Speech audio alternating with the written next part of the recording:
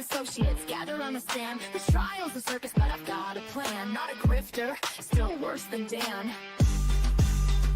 Hopscotch squares, don't trip, don't fall. BK in a felony, I've heard it all. Shake it, magic 8 ball. Tell me the truth, will justice call?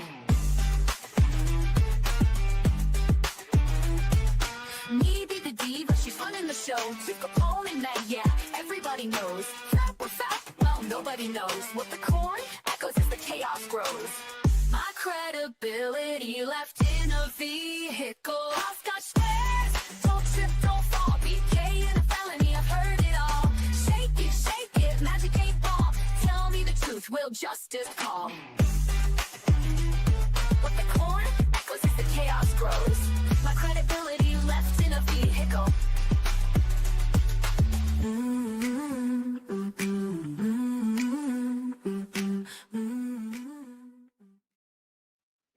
What's up, everyone? Happy Tuesday. Hope you are all doing well and enjoying some nice weather. Gabby, I meant to ask you if that nor'easter got you or if you were all good. Are you back?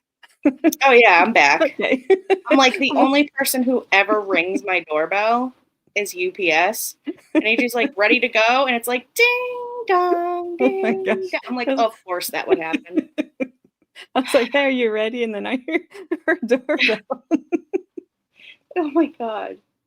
So It was but yeah, funny. the nor'easter. Well, it was funny because my husband was driving on the highway, and they have the signs on the highway.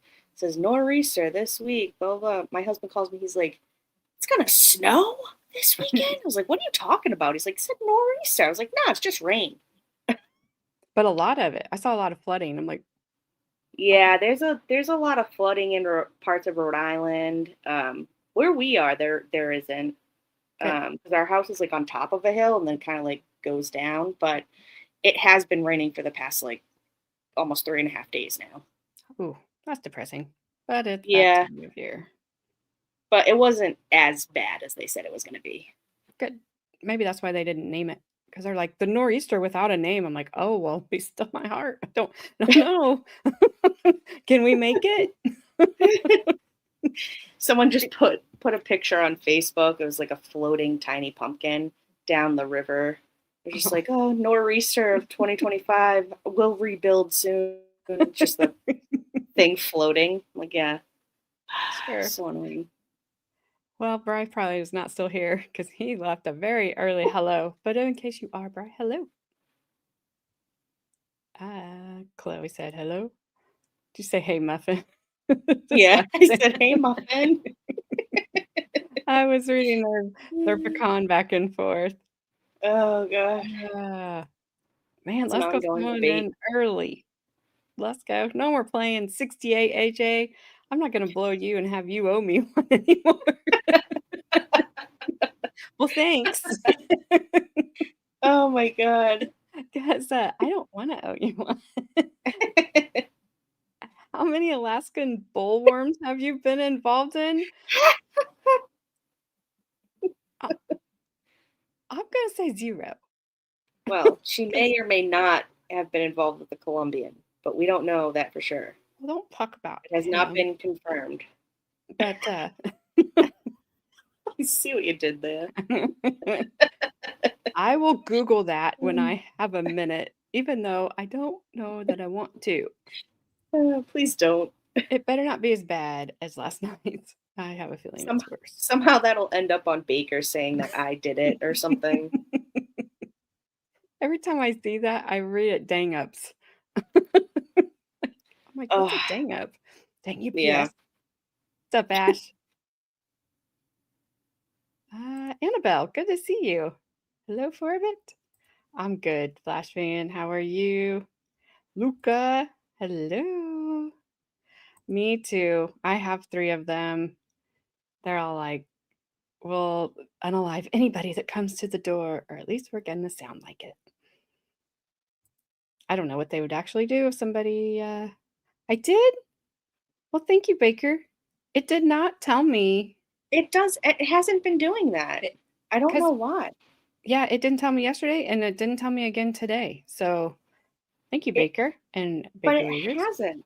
It did it for Squid one time when she sent it over, like last week or something. But for some reason for Baker, it doesn't even show up anymore. Because usually once you enter the chat, it shows Baker rate, Baker whatever, at the Yeah. top. I Hasn't even had shown it. that. I had it up yesterday and today, and then yesterday I'm like, okay, something happened because there was like 65 people or something. I don't know. It was a lot, but I wasn't ready to go.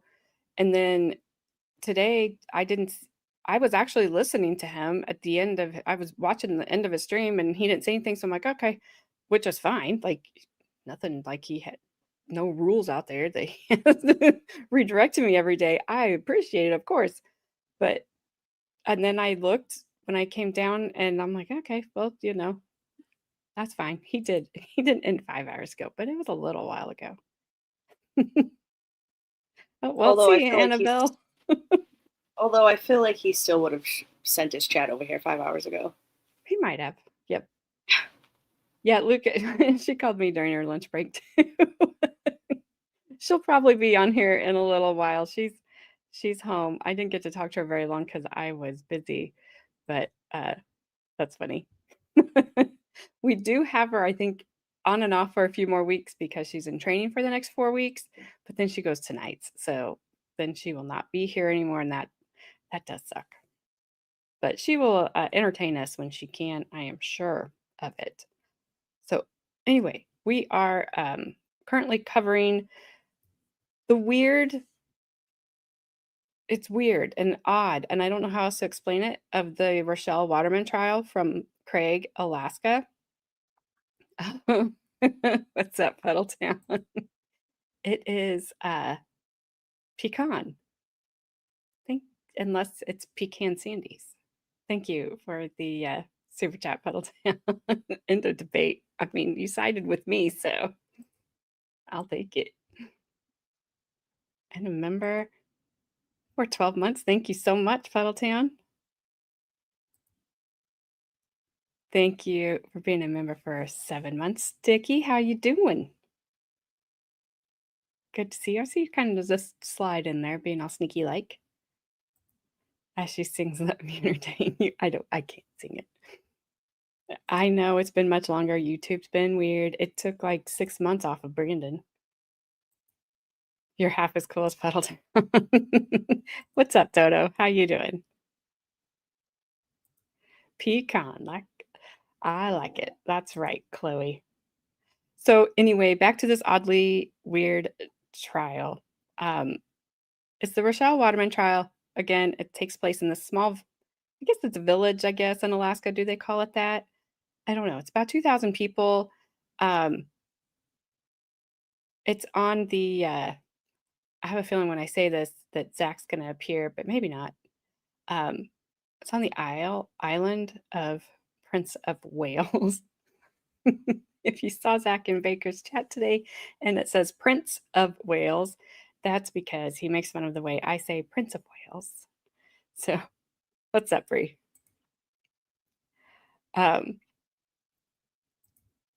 Anyway, Rachelle was 16 years old at the time of the trial. She is on trial for allegedly plotting with her 2 ex-boyfriends who were BFFs at the time to unalive her mother. She was a teen blogger of the blog My Crappy Life, where she would record the details of her life, which you remember you're a teenager. Some of us did have really crappy lives, so I'm not saying this like it wasn't as bad as we thought it was, because sometimes it was. But we all, as dramatic teenagers, especially girls, could be, it was the end of the world, even when it wasn't. But she described Craig, Alaska as hell. And her mother, she made abuse allegations against her mother. The allegations of abuse were never found to have any validity to them. However, her ex-boyfriends, Brian Riddell and Jason Arendt, believed her. She had dated Brian Riddell when she was 15. And then when they broke up, apparently he was like, hey, here's my friend, Jason. You two probably would be good together. She was 16 when she started dating Jason. Age of consent in Alaska is 16, but you can only be 3 years older than that 16-year-old, not gross, in your 20s. So Jason and Brian wanted to save Rachelle from her abusive mother. And so then Rachelle had planned to run off with Jason and live happily ever after. Okay. She was a good student. She was an athlete. She was an honor choir. Apparently, she had changed over the last year before the incident happened and started wearing darker clothes. Brian apparently owned a computer store in Craig, and he would, get the high school kids to come down to his computer shop and play that evil D&D that we all heard about in the 80s, if you were alive. So she got into that, and I don't know, she was rebelling. She was a teenager. She just made some really bad choices. And so Brian and Jason wait until Rachelle is in Anchorage at a volleyball tournament, and Rachelle's father was in Juneau at a conference. And then her oldest brother, Jeffrey, Gabby and I were talking about this earlier. Is it on the mainland or in the mainland? And I just said, I'm just going to say lower 48 in college. So nobody was home. They break into Rachelle's house. They kidnap Lori Waterman. They force her to drink a bottle of wine because they were going to try to make it look like she had a drunk driving accident. They make her change out of her nightgown into clothes, tie her up, put her in her van, take her out to about 40 miles from her house. They try to, Brian Riddell apparently tried to break her neck, but couldn't do it. So he eventually ended up beating and smothering her to death. He then wasn't smart enough to put her in the front seat when he was staging the accident. He put her in the behind the front seats, set the van on fire, pushed it down a hill. The van burned at such a hot temperature that all that was left of Lori was a pile of ash and her skull. They had to get a forensic dentist in to even identify the body. They had no idea if it was male, female. There was no clothes. There was nothing left. We heard the state trooper, Mr. Claus, tell us about that yesterday. We're going to hear his cross-examination today, and then we will hear from Alaska State criminalist, if I can say that right, Kristen Denning, I think is her name, and then we're going to hear from Chief C. So those would be the 3 witnesses today. For those of you that have watched the dad's testimony and thought the dad was weird, because everybody in this trial has been so laid back and so, as matter of fact, and very odd about everything, he was looked at as a suspect. He was cleared as a suspect. There was rumors going around the small town that he had had affairs, even though he was like in Juneau and several hundred miles away at the time of the incident. They were able to look at his financial records and his cell phone records, and there was no evidence that he was involved in this at all. So they cleared him, but they did look at him. I don't know. If that will be enough for some of you, because some of you really didn't like him. And with Rachelle, the defendant's dad, the victim's wife, or the victim's husband. I know he did. I don't know about that. I will never miss that man. Thank you, Flashman. So, yeah, I don't even know Flashman. Affairs with whose dad? The dad was alleged to have had affairs. The defendant's dad was alleged to have had affairs. Yes, he's single now. Maybe. I don't know. Battletown. Good grief. So if you've seen this trial, if you're aware of this trial, if you know the outcome of this trial, please don't spoil it because I've not seen it. Most people in here haven't seen it. So we just want to watch it get all the way to the end and see if we agree with the outcome or not, and see how it all shakes out, see what happens. We will hear from Brian Riddell and Jason Arendt. I think I may get to one of them sometime next week. They pleaded guilty, and let's see, I had wrote it down. Brian Riddell was sentenced to, he received a 99-year sentence, and Jason Arendt received a 50-year sentence because he didn't actually commit the unaliving. He was involved, I think, as the driver, but he didn't, not of the the getaway driver after the fact. But what?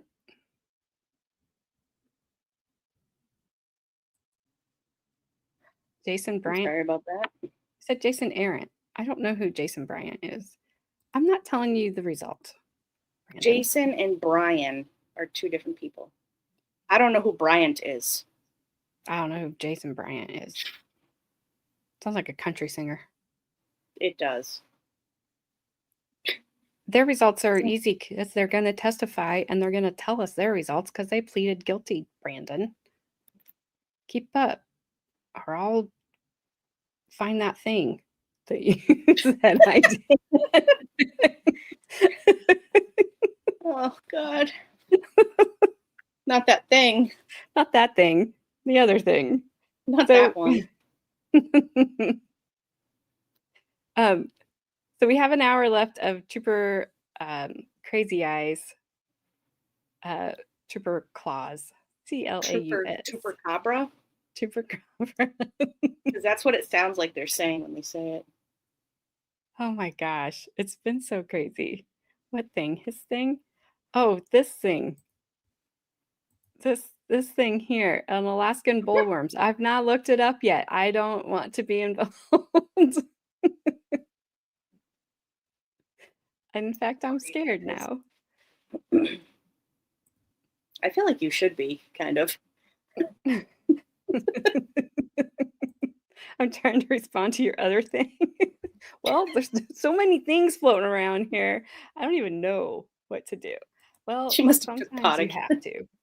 Take pot. Take pot, chill out. Oh, Flashman, you weren't here yesterday. You'll you'll see. You'll see. All right, here we go. So this is cross-examination of old Crazy Eyes Claus. I want to start with something that you mentioned early in your testimony.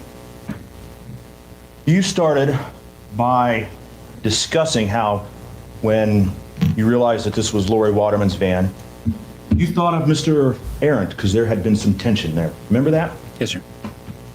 And you said that you knew that there had been some tension between Lori Waterman and her daughter, Rachelle, about one of her boyfriends.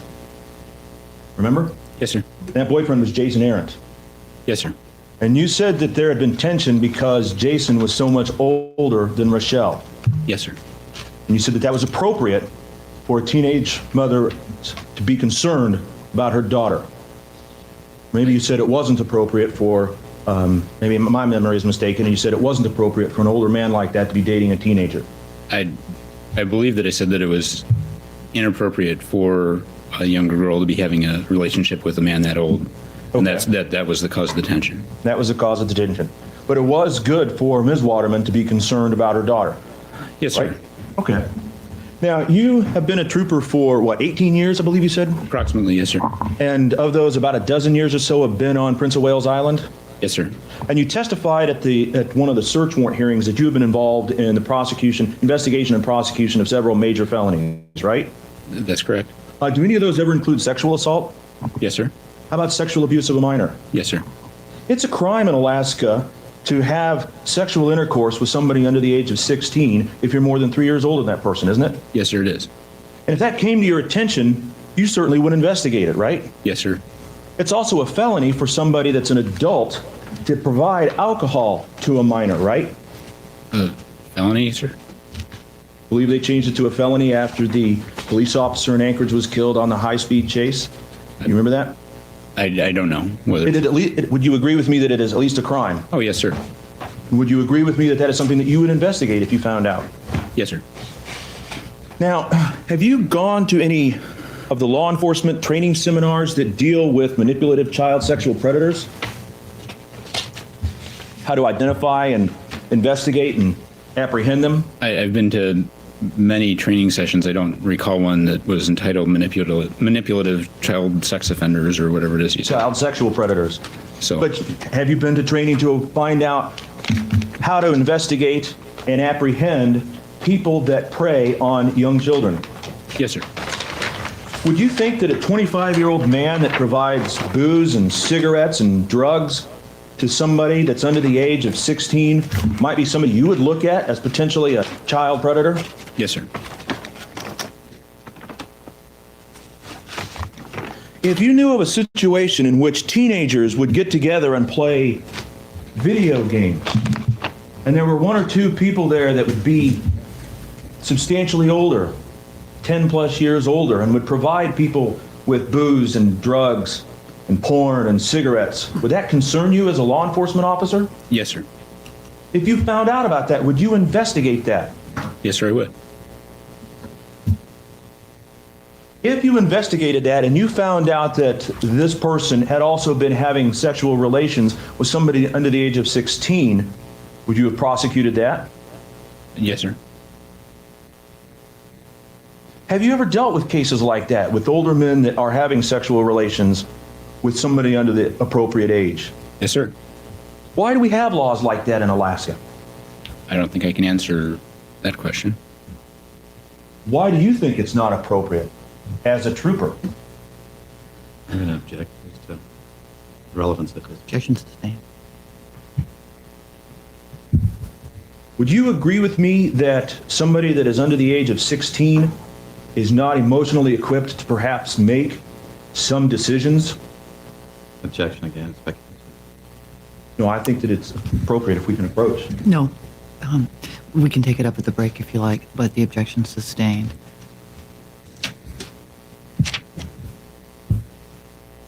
Calls for a lay opinion that's within the province of the jury.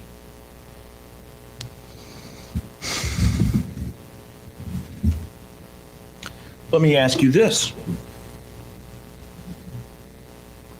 If you found out that somebody that was 25 years old was providing booze and dope and porn and cigarettes to people under the age of 16, would you expect them to be a danger to perhaps more than one person?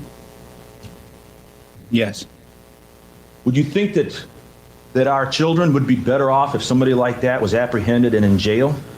Yes, sir. When you have investigated those cases, do people like that generally sometimes even make excuses or try and justify what they do? Certainly. Yes, sir. Do they not say sometimes, well, I'm looking for love, or I'm giving this person love? I don't think I've ever heard that exact phrase, no, sir. No Well, one says regardless that. of that exact phrase, don't these twisted individuals try and justify what they do? I'm sorry. I'm looking for love, so I'm looking for a 15-year-old. Any around here? I Yeah, mean, that oh was my so God. ridiculous. What the hell, dude? Let's go. What about love? You just start cold calling people. Hey, I'm looking for love. Minor. Put Creep. minor. I want minor love because I'm gross. Oh my God. It's probably a country song about that somewhere. Probably. I mean, my gosh. It's like, please don't. Jason Bryant probably wrote it. Jason Bryant.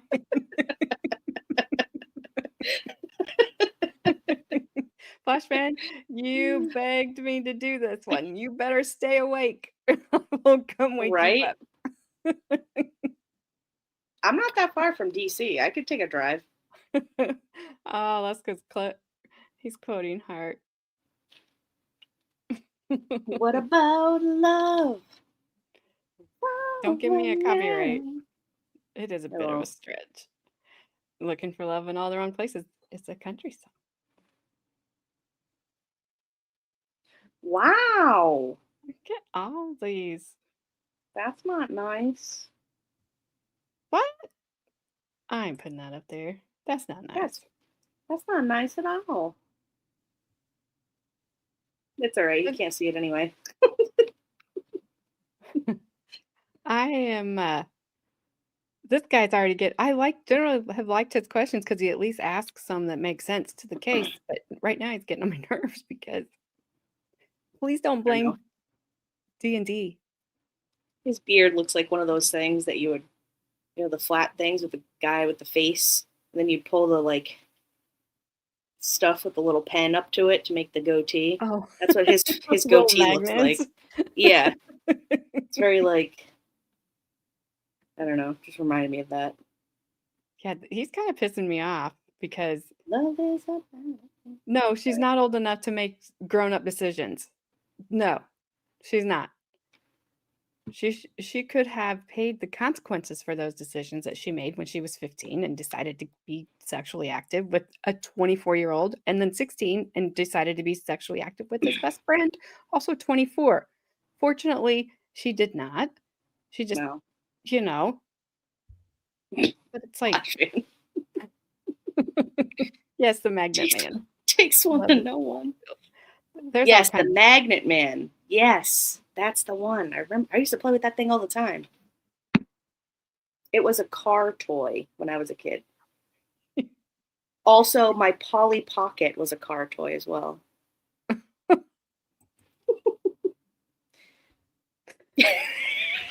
Sorry, it was my fault. I said, it's okay. He can't see it anyway. And then you said Polly Pocket in the car, and then he's like, "Oh, I have a Magic Man on my phone." Leaving it all there. It is a Leaving it miracle. all there. It's a miracle. Flashman and Pedaltown can see each other for now. We'll see about it later. All right, back to this crap. All right, let's do this crap.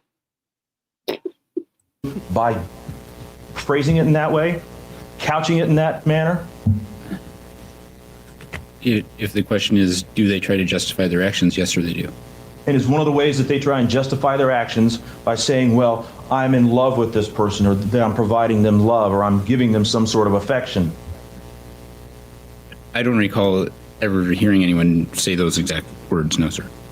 You ever been to a class in which you deal with investigating and apprehending people that commit these types of crimes and hearing that that is one of the ways that they manipulate their victims? Object. You need to lay a foundation if you're seeking opinion evidence of this type. Objection sustained. May we approach? You can take it up at the break, but go ahead and move forward. All right.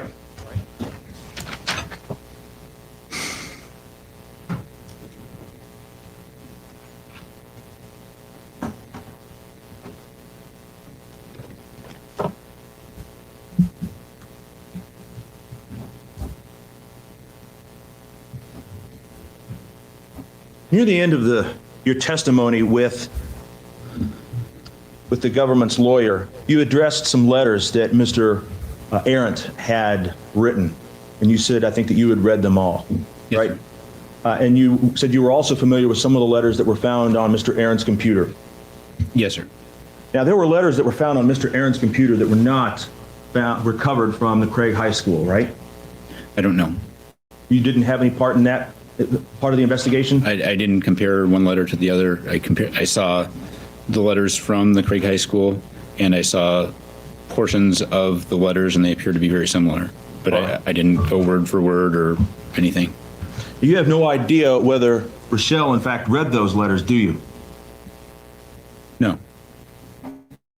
I think you said it took you 2 to 3 hours to read them, right? Yes. And the thing that you kept discussing was graphic sexual depictions, right? I think it said fantasy, sir, but Or fantasies. But there were graphic depictions of sexual behavior numerous times in those letters, right? yes, sir. Do you think letters like that are appropriate to send to a 15 or 16-year-old girl? Objection. Again, it calls for lay opinion that's within the province of the jury. As a law enforcement officer, if you found that somebody was sending letters like that to a 16-year-old girl, would you investigate them? It would probably be the start of an investigation where I would interview people about that. Now, you talked about how there were fantasies in this letter, right? Yes, sir. And there were a number of off-the-wall ideas and crackpot schemes in those letters, right? Yes, sir. They, as I said, there were 60 or 70 pages of different fantasies discussing games, discussing real people, discussing imaginary characters. All sorts of stuff. Yes, sir. I think you said actually in your report that there was about, I think, 80 to 100. Would that be? Yes, sir. I'm sorry if I... That's all right. It's all right. I'm sure it's been a long time since you've written them. And do you have your report there in front of you? Yes, sir, I do. Okay. I just want to ask you about some of the things that you wrote in your report, some of the things that you thought were important about those letters. One is Mr. Arendt talks about robbing a bank. You remember that part? I'm looking for it. I don't remember it directly. May I approach the witness, Your Honor? Sure. Page 75. Yeah, he doesn't have numbers. Yeah, I know. I'm just telling you. You could be kind of this third paragraph quietly. Yes, sir. He does discuss robbing a bank, right? Yes. Were any banks robbed in Prince of Wales Island in 2004? No, sir.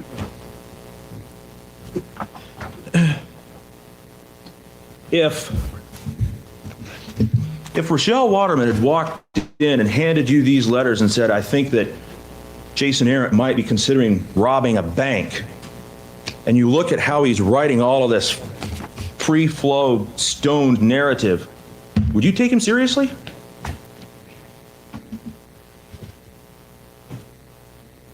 As to that particular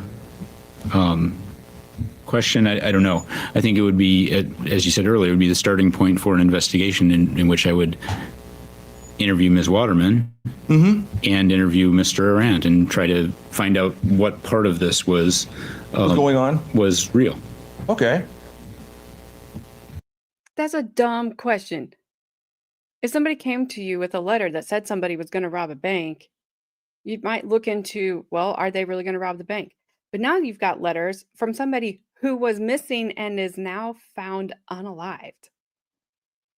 Yep. Kind of different. I feel the same way. Also, last night when you were talking about the copper tree, that's all I could say. But I couldn't go on, put my mic on. But I kept saying, "Yeah, look at it, it's the copper tree." Oh, look, he's got heart. Good job. That is so much better than your tombstone. I'm just saying, Brandon. Yeah, what's that one? What's It's that heart. picture of? It's, Cool. lead The singers. band. Yeah, the lead singer and her sister, I guess. Nancy and Annie. Annie and Nancy. Marsha. Oh my gosh. Who is it? Bestie! What it do? This guy, oh, Brand, you said what about dumb questions? This guy was asking a dumb Hey. question. Look at this pause. He's like, "Mer." I'm telling you, he feels the same way about it. Like, that was stupid. You use guy. Use guys. Use Bite, Gabby. What? bite, Gabby. What about bike? Are you saying to bite, Gabby?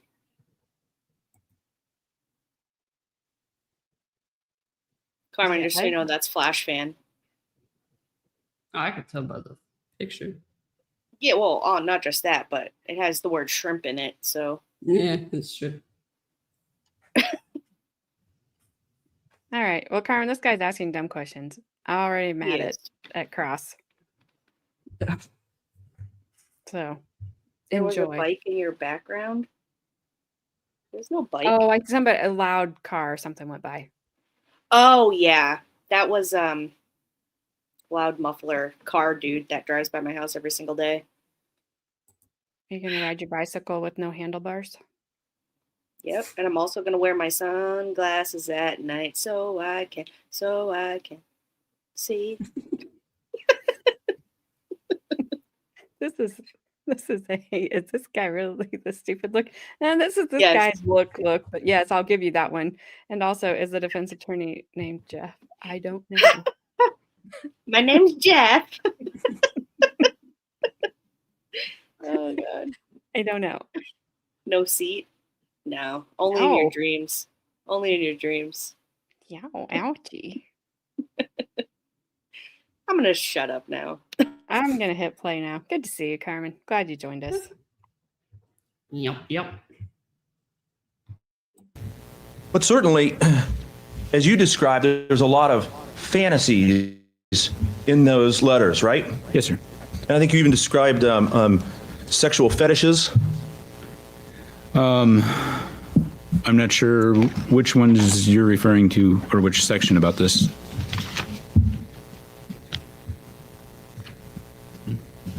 It's at the top of the page that I had showed you. Yes, It sir. discusses sex fetishes. Yes, sir.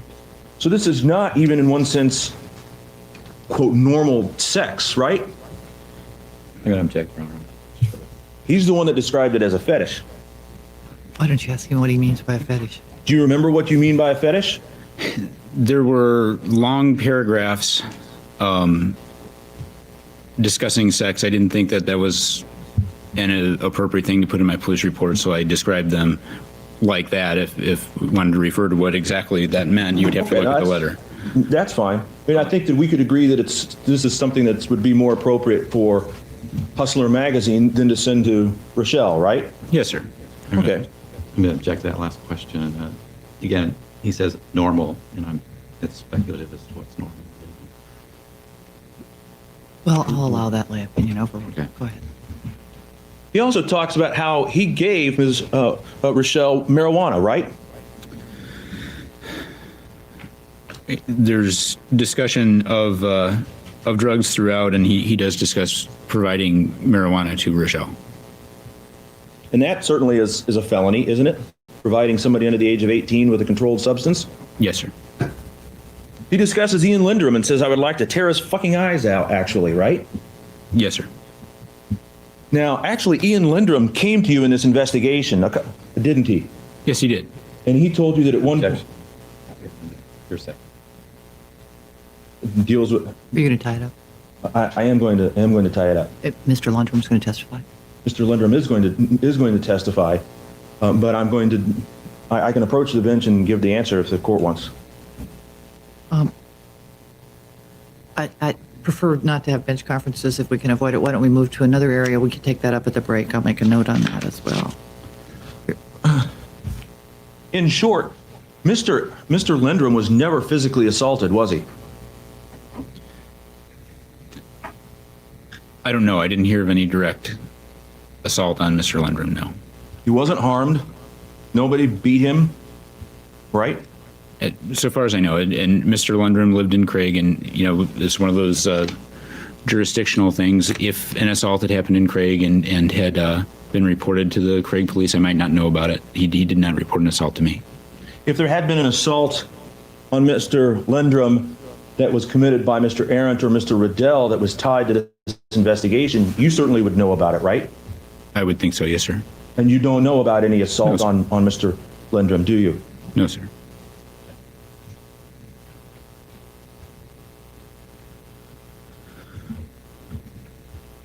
Mr. Arendt discusses beating other boyfriends of Rachelle, doesn't he? Max and Gabe, you remember that? Yes, sir, he does discuss that. Do you know of any assaults that were connected with this investigation by Mr. Arendt or Mr. Riddell on Max or Gabe? No.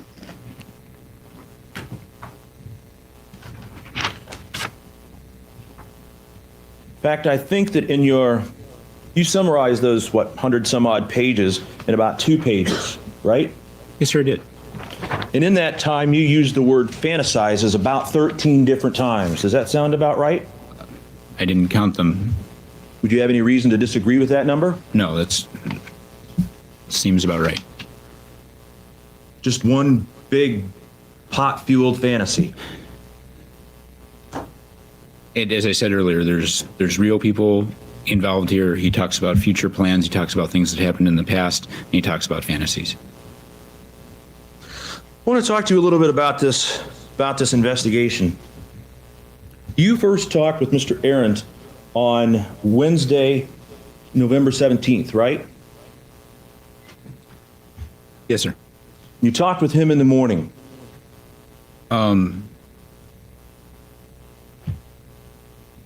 don't recall talking to him in the morning. I talked to him and the other investigators, I believe, did on that Wednesday. On Thursday is when we talked to him in the morning on the 18th.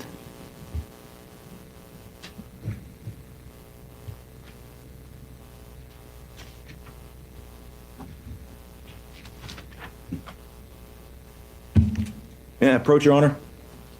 Sure. I'm going to hand you a transcript of an interview. I'm not going to ask you a great deal of questions about it, but an interview indicates that it occurred on the 17th of November, right? Actually, the date's actually on the front page. Yes, sir, but it's not me that's doing the interviewing.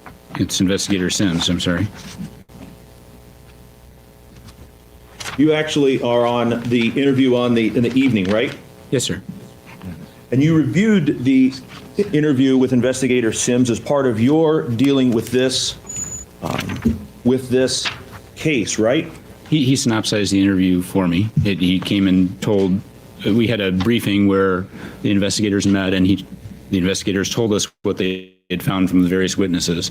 So I didn't review the tape. I didn't see a transcript like this, no. But you've got an idea of what it says. And pretty much when he first comes in and is interviewed, he says, I didn't have anything to do with it. I don't know what you're talking about, right? Are you asking me to testify to what Investigator Sims, what Arant told Investigator Sims? I'm asking what you've learned in the course of the investigation as an investigating officer.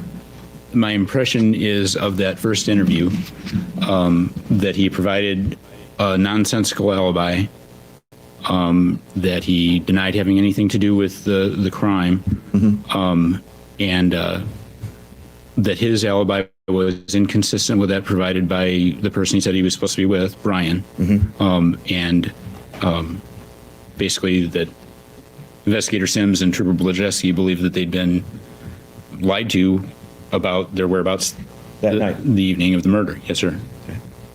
And actually, a little bit later, Mr. Arendt came by the trooper station again, didn't he?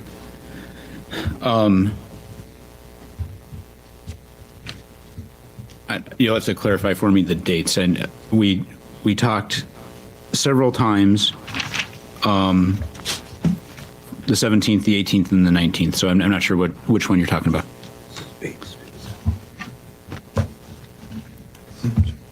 May I approach, Your Honor? Yes. Right underneath the photo.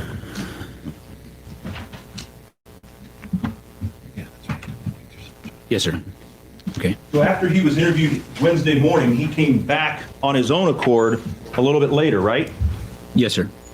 You remember if that was the time that he had said that he was there when Rachelle broke up with Ian, her ex-boyfriend, and Ian had made several threats?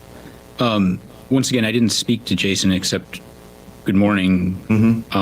And he was speaking with other investigators. I know they did other things and talked about other things that day. I don't know what the content of that conversation was. It was in another room. In fact, I believe that's when I was outside taking photographs of his truck and things like that. So I was doing something else while that happened. So you don't remember that part of the investigation? I know the essence of what I remember about that is that he came in and changed his story from what he had said a couple hours earlier. Okay. And then you spoke with him that evening with Sergeant McPheron about this phony assault. Correct. And even though there was a phony assault and you didn't believe it, you still posted to be on the lookout for an individual matching the description that Jason gave, right?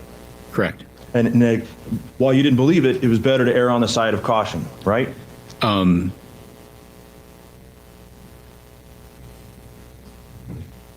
That's not the reasoning that I used for doing that. The reasoning I used was that Linda Arant, Jason's mother, works in the Craig Police Communications Center. She knows that she would have come into work the next day, found that this report of a assault had happened, and that apparently nothing happened. So rather than let that go, that was a more of a ruse or a subterfuge to let Jason continue to believe that we believed him for that portion of time. You know, we didn't believe him. We didn't confront him about it. We didn't want his mother confronting him with the facts of, oh my God, you were assaulted, and the troopers and police did nothing about it. What we did was we investigated, we looked at it, we put out a bolo, we couldn't find the guy. And that's what Mrs. Arant would find in the morning when she came to work and saw that her son had been assaulted. Okay. So I didn't want to leave that there, but that, it wasn't, I don't recall the question, but it wasn't just for the benefit of the doubt or whatever. There was a reasoning behind that. Wow. First time guest, long time son. Even though you can't see him, are you coming on to? You gotta unmute yourself. Hola. Hey, hola. Are you gonna be on camera? Oh, there he is, and I covered him up. That's Super Sin. Oh, hi. Looks straight up like your dad right now. All right, give me a quick rundown of this trial case, whatever you want to call it. Well, it's a weird trial of a 16-year-old who was a teen blogger back in 2000s, early 2000s. Her blog was called My Crappy Life. She is on trial for allegedly plotting to unalive her mother with her two ex-boyfriends, the BFFs. They were both 24. One dated her when she was 15. The other dated her when she was 16. And they believed that her mom was abusing her. So they were going to save her and unalive her mom so that she could run off with Jason Arant, who was one of the people involved, and live happily ever after with her 16-year-old self and his 24-year-old self. But Well thought out. it was horribly thought out. She was out of town. Her dad was out of town the weekend that her mom was basically kidnapped from her home. They took her and her minivan, drove her out to a secluded area. Brian Riddell, who's the other ex-boyfriend, tried to break her neck several times, but he couldn't do it, which I don't know why that bothers me so much, because I just figured that was probably really painful for her. And then, so he beat her in the head with, I think, a flashlight, and then strangled her. They'd also made her drink a bottle of wine because they wanted to make it look like a drunk driving accident. But when he couldn't break her neck and had to unalive her that way, then they had to kind of come up with a different plan. So they put her in her van, but didn't put her in her front seat to make the accident look like an accident. They put her behind the front seat, set the van on fire, push it down a hill. The fire was really hot in the van. Like, it completely melted all the paint and everything off the van. And it basically cremated her, for lack of a better word, which is really hard to do. And then she was found the next morning by a hunter. The only thing that they found in the van was a pile of ash in her skull. So it didn't take long for kind of things to fall apart. And this guy that's on stand now, he is an Alaska state trooper. He was the first to the scene, and that's what we're hearing. Also, she played Dungeons and Dragons, and so that made her evil, apparently. I don't know. Is your new guest single? I want to mingle. That's from his wife. This ring means nothing.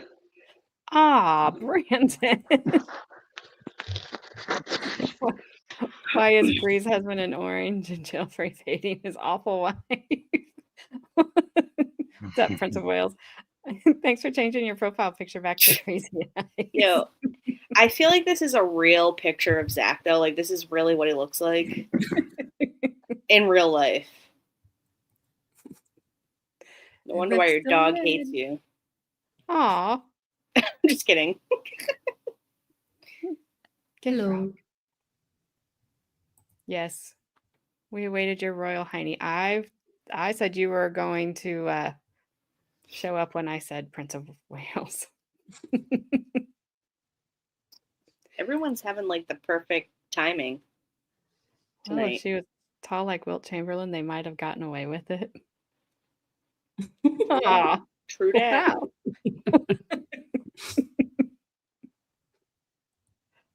And prayer request for Brandon for living with Bree. Wow.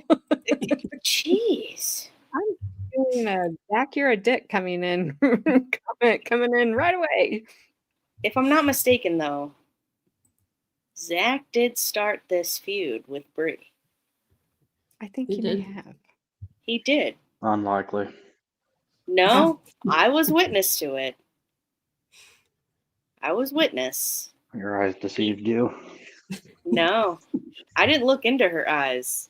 But obviously, we can't look into Zach's because one's going this way and the other one's going the other way. So, look Yeah, at it. he has blue eyes.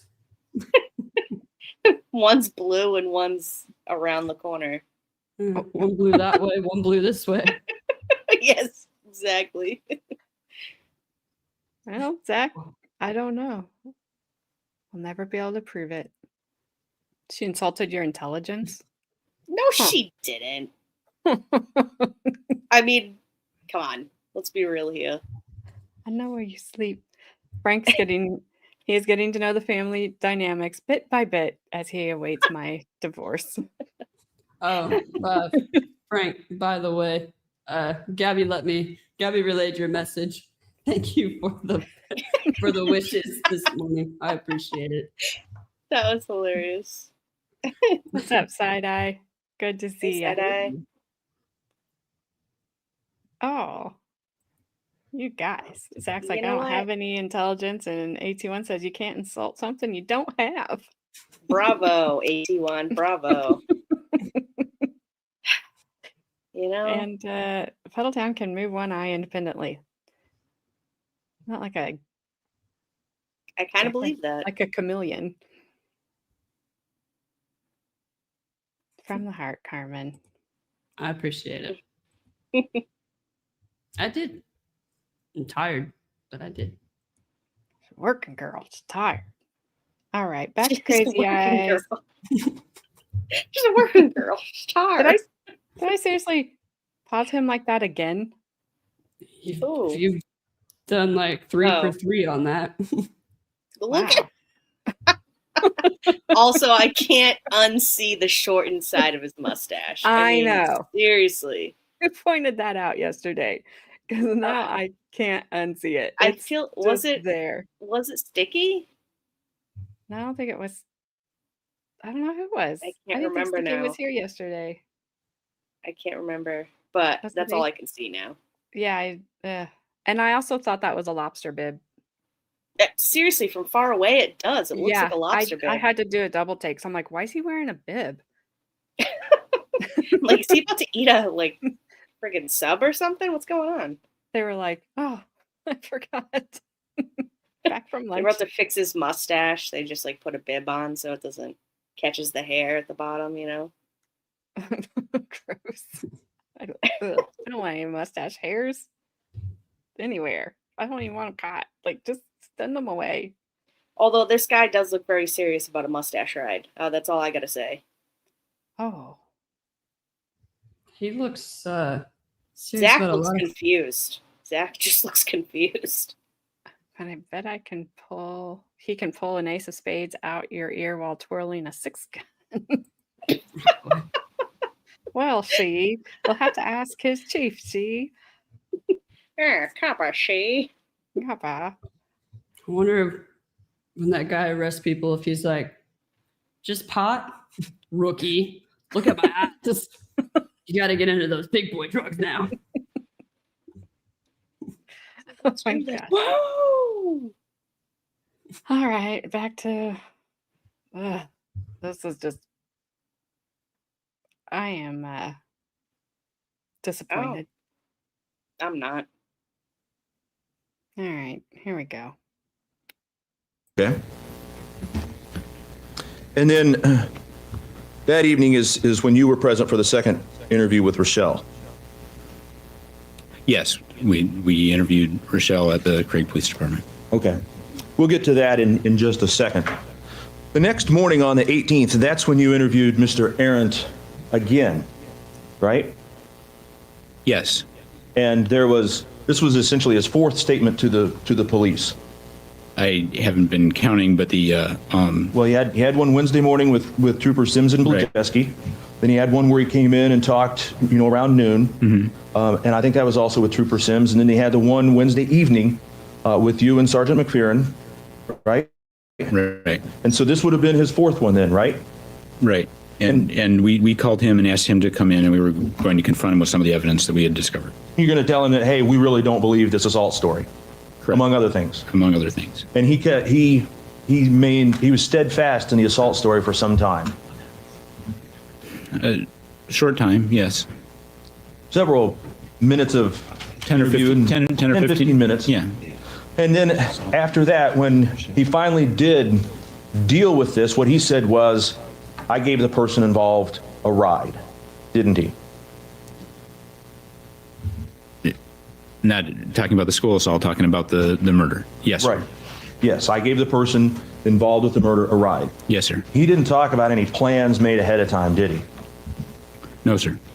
He didn't talk about how he knew what was going to happen at that time, did he? No, sir. He just said, I showed up there with my friend and I was surprised when he pulled up in Lori Waterman's van, right? That's correct. And then you got him to wear a wire. Yes, sir. And he actually was really scared to wear a wire, wasn't he?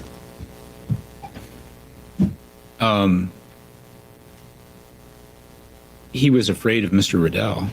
He wanted to make sure you guys were around, right? Yes, sir. And in that wire, then he talked with Mr. Riddell about what had happened. Yes, sir. Did you review the wire recording? A long time ago, yes, sir. 16. May I approach the witness, Your Honor? You may. You have that document? I've just provided the copy to this. This isn't the one. What? Oh no, Fine. my StreamYard's Yeah. freaking out. All right, thank you. I don't know, but I did look up in the last. I would ask if you look down in the lower right-hand corner at what's marked page 5 of the transcript of that interview. Ask if you could read quietly lines, say 8 through 16 or 17 or so.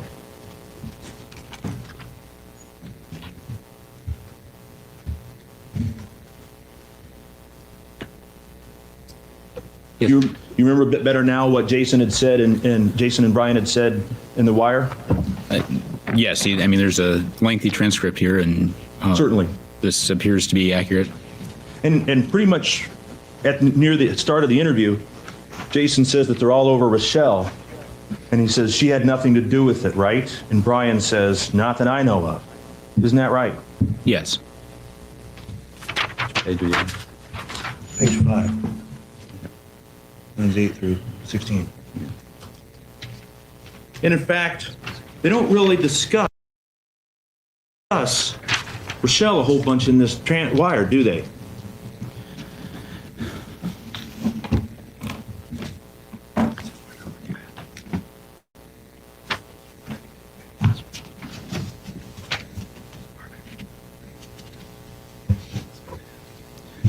No, they don't. And based on that, you then got an arrest warrant from Mr. Riddell. Based on the wire? on the entirety of the On the entirety of the wire? no, on the entirety of the investigation, and it, Okay, I guess and you know, that was sort of the last thing that you got before you went ahead and proceeded with the warrant. actually, once again, I would have to review the warrant application. I believe that we got the arrest warrant for Mr. Riddell prior to this. We had an arrest warrant in hand at the time we had the search warrant. We decided to serve the search warrant first and then arrest Mr. Riddell. We went, so we didn't use this as part Okay. of the arrest of the information we Part used of to the get. It was the entire investigation to date. To date. Okay. Pointed to Mr. Riddell. We interviewed Mr. Riddell. He confessed further. We got more detail. We interviewed more people. Re-interviewed Rachelle. We re-interviewed Jason, and we arrested them. But the wire was not part of the original arrest warrant application. No, sir. Okay. I guess my point, and I might have been mistaken, obviously, on that, was that the arrest of Mr. Riddell occurred after the service of this warrant. He got in a truck and drove away, and rather than do a what's usually fairly dangerous, a felony stop in the middle of the night, we decided to let him go to his house and call him in for a voluntary interview again. And then serve the arrest warrant Yes, sir. after this wire had been completed. Yes, sir. Okay. All right. And so then the next morning you called Mr. Arendt in again, right? The 19th. We're on the 19th. Yes, sir. Well, actually, that's not correct either. I'm sorry, you went to his house. We obtained an arrest warrant for Jason. And Trooper McFerrin and I went to Jason's house. We spoke to him for a period of time at his house. Then we served the arrest warrant and took him to the Craig Police Department. And when you spoke with Mr. Arendt that morning, that Friday morning, you in fact dealt with him at the very end. And you asked him, did Rachelle know about this, right? I don't recall that exact question. May I approach the witness, Your Honor? Yes, and sir, could you clarify to the date once more, please? Certainly. This was the morning of Friday, November 19, in the morning. Which 50 are you talking? Page 50 on the interview, one that says transcript of police interviews and video reenactment of Jason. Okay. May I approach, Your Honor? Yes, sir. I have given a copy of this to the state. Thank you. If you could read in the upper left, read that page, please. Yes, sir. In fact, you were present at that interview, right? Yes, I was. And he was asked, we're off. Now, just to be sure, did you ever tell Rachelle what was going to happen? And he said, no, right? That's correct. And Sergeant McFerrin said, you never told her. Was she privy to any of these discussions about how you're going to do that? And he said, not with me. She might have been with Brian, right? That's what the transcript says. Yes, sir. Do you have any reason to believe that the transcript is inaccurate? No. And Sergeant McFerrin said, might have been. Did he ever say she was? And Jason said, no, but I can't say whether he did or not, right? Correct.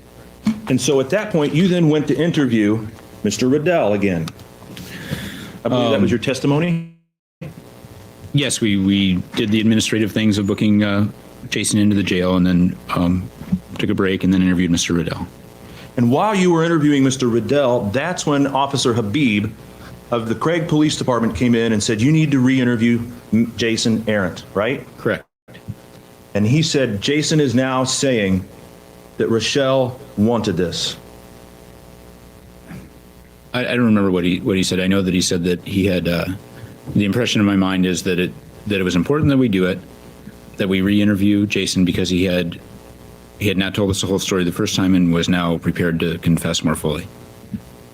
Didn't Jason ask you while you were interviewing him that morning, am I going to spend the rest of my life in jail?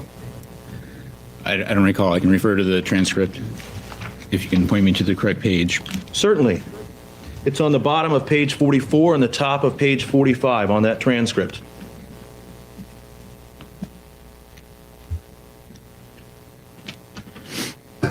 He said, I'm going to be in the jail for the rest of my life, aren't I? And Sergeant McFerrin said, I don't know, but I appreciate you being honest with us, firstly.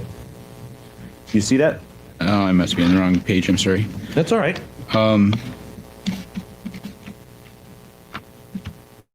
Yeah, there's 2 page 44s in here, I think. On the top there.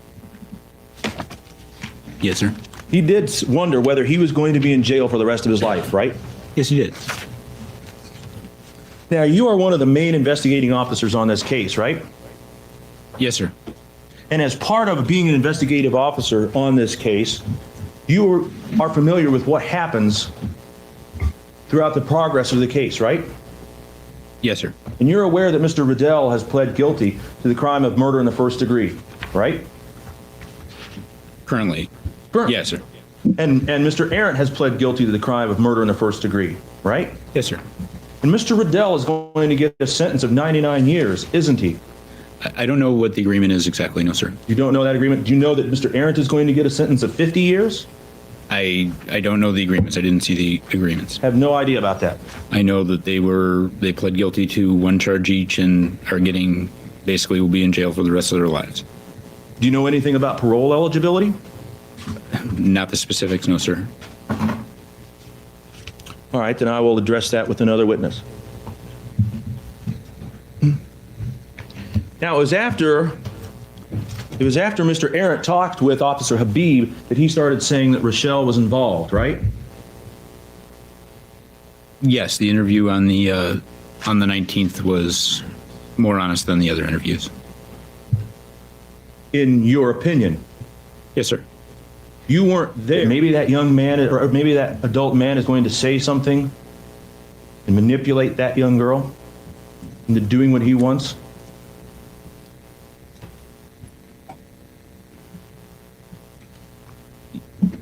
Yes, sir. If you're asking if, in order to manipulate someone, you need to talk to them, yes, sir, you do. Don't you think in those cases that perhaps that adult man is not going to be truthful about what happened? I expect most people, when they are confronted by the police, not to be truthful. You expect most people confronted by the police to not be truthful? That's correct. So if somebody doesn't say what you believe, that's not the truth? Let me ask you this. Let's say that when Mr. Arndt was first interviewed on the 17th, if he admitted his guilt, you would have thought that he was truthful?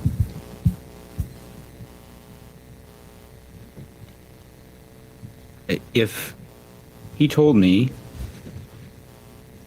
what he told me on the 19th, which I could confirm with physical evidence and the other evidence that I had, what he told me on the 17th, what he told me on the 19th, I would believe that that was more truthful than what he actually did tell me. Yes, sir.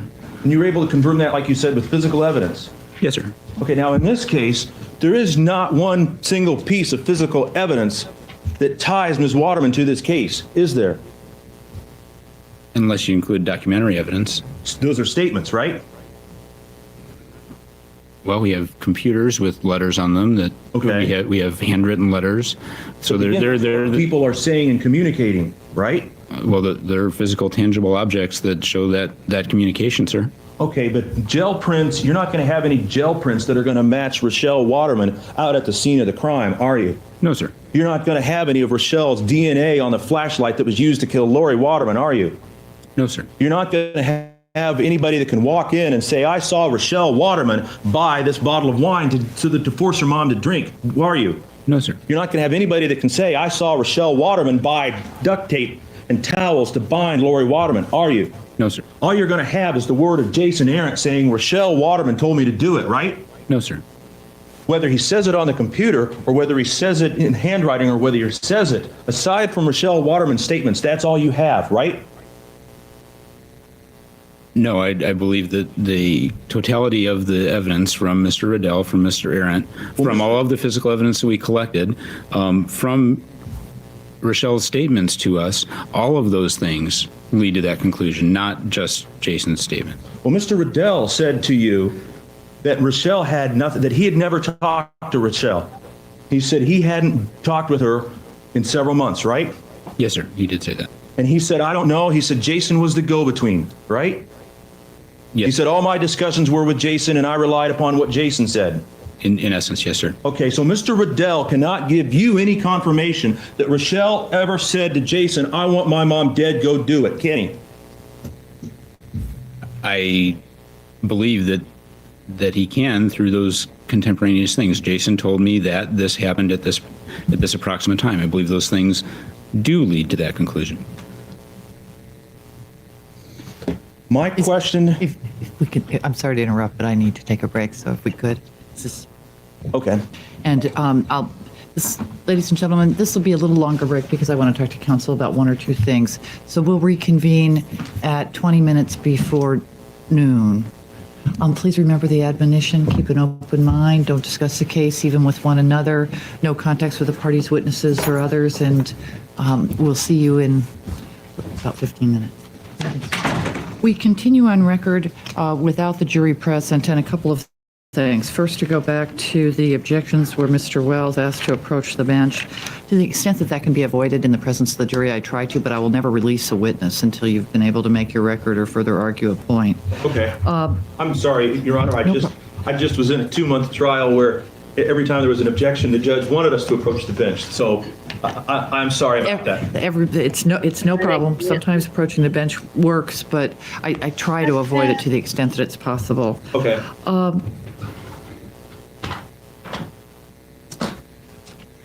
My notes with respect to your objections related to a question to the effect of whether the officer had ever gone to a class where they taught that sexual predators use love as an excuse. Did you want to be heard more on that? I sustained the objection. The objection, as I remember it, was speculation. I think it was hearsay. But even if it's hearsay, I'm asking about his training and experience as a police officer, and so it's not hearsay and it's relevant. He wasn't listed, wasn't an expert in the area. Well, it was, I can't tell from my sticky note whether or not the question was to the effect of, do you think 16-year-olds should be protected from predators, or the question about the class? I thought it was about. I mean, to the extent that you were asking questions about whether 16-year-olds or 15-year-olds or, young people should be protected from sexual predators, that's clearly calls for an opinion that's well within the ability of the jury to draw their own conclusions without benefit of further lay opinion testimony from the officer. So that was the reason for my sustaining the objection. I understand that, and generally, in most cases, I would not ask that question. I think it's important because I want to lay a foundation to further impeach the officer for bias when essentially at the close of my cross-examination. And so that's what I was doing, was trying to lay a foundation to impeach for bias. Well, you can certainly go into his training and experience. But to the extent that you want to, again, go into questions that I think, again, are well within the power of this jury to decide, that is, whether or not children should be protected from sexual predators. It's hard for me to say that his testimony on that point is going to be helpful to a question that would be difficult for any human being to answer. Okay. And then, but again, you can go into training and experience. Then the other question was when you asked a question to the effect of, what did Eric Lundrum say to you? Of course, the objection was hearsay. It seems to me that apparently Mr. Lundrum is testifying on one side or the other, so it seems to me that question would be better put to Mr. Lundrum. Well, I would just actually withdraw the question. I was able to move forward, and so I would, that question I would withdraw. I just would note my arguments for the other questions and make my record. But I appreciate that. Okay. And finally, I'm concerned that I'm hearing a number of questions being asked about whether this officer believed witnesses or disbelieved witnesses. And our rules of evidence clearly provide that no witness is able to testify as to their opinion as to the truthfulness of a given statement or confession. I'm not hearing objections from you all, but I'm going, I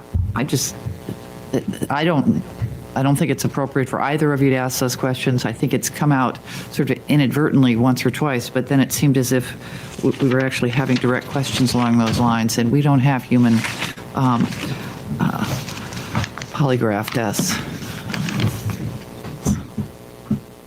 I understand that, but I think some of it is going to be, again, some bias that I'm going to argue or question.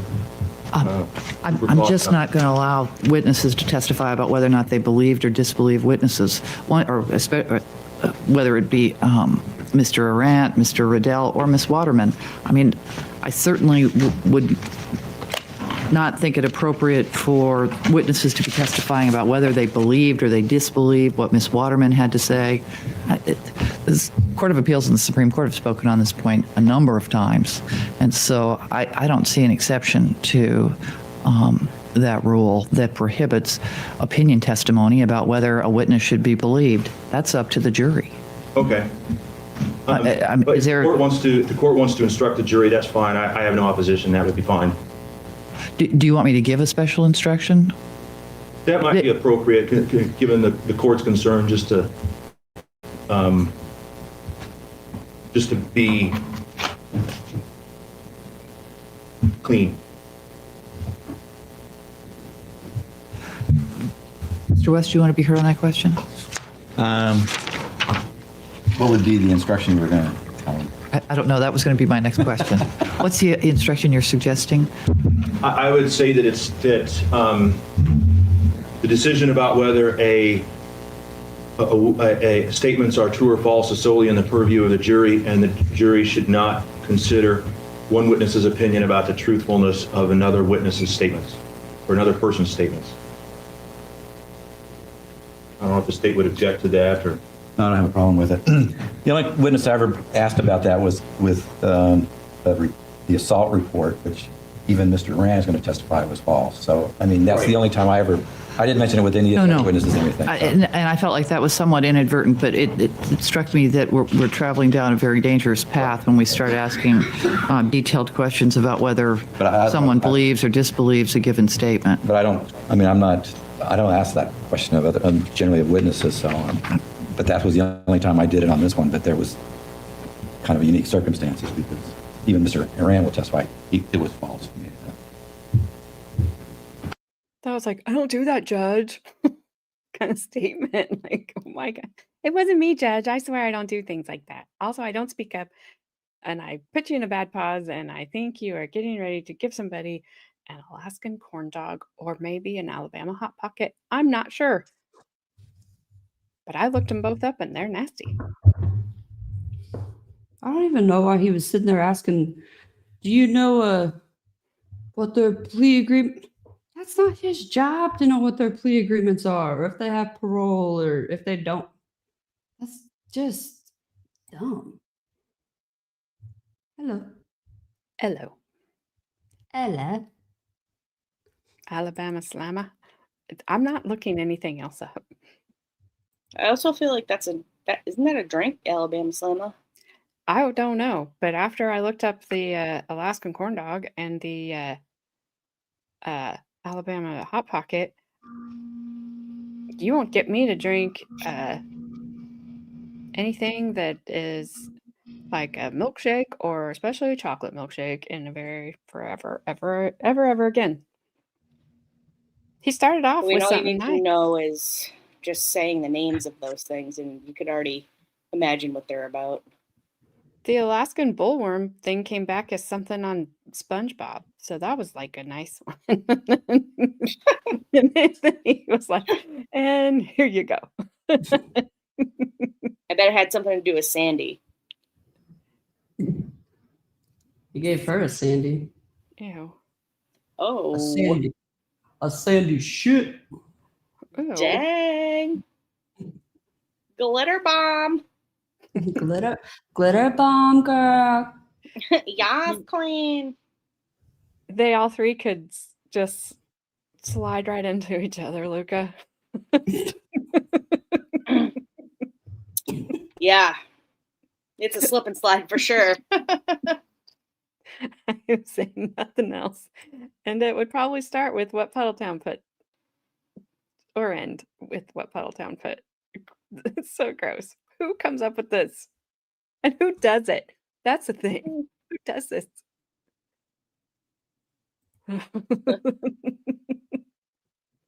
Yeah, you said don't Google this. Whatever that F word was. But we all got through it, didn't we? Did we? Did we? Sorry, Carmen. You're good. Puddletown, Shoot. you're innocent. Whatever. I still Well. have the word up on my phone. Somehow I'm going to be blamed for all of this on Baker's tomorrow at some point. Well, he'll have new things to research. Especially the corn dog one. Did you look it up? Google. No, I didn't. And no, I don't need to. Google. What's it called? Pulling the rope. No, absolutely not. No. No, I'm definitely not doing that. After you have those, try a balut. A balut. A balut. A balut. Do I have to? A blout? A blout? A bloot? What a boot it? I'll write it down for later. And what was yours, Carmen? Pulling the rope? Yeah, I'll just tell you what it is now. It's where an inmate shoves his fist up his ass and then jerks off at the same time. So Okay, that's why are we saying this? I'm just letting you know what it was. I'm saving you time. She's letting you know first hand. An Irish jump start? An Irish jump start? No, don't look that one up. No, don't do it. Is it worse than what I've already looked up? Because Probably. you didn't warn me about those. I warned you. I said don't look it up, and you done did it. Oh Anyways, many have died eating balut. To my brother. Nope.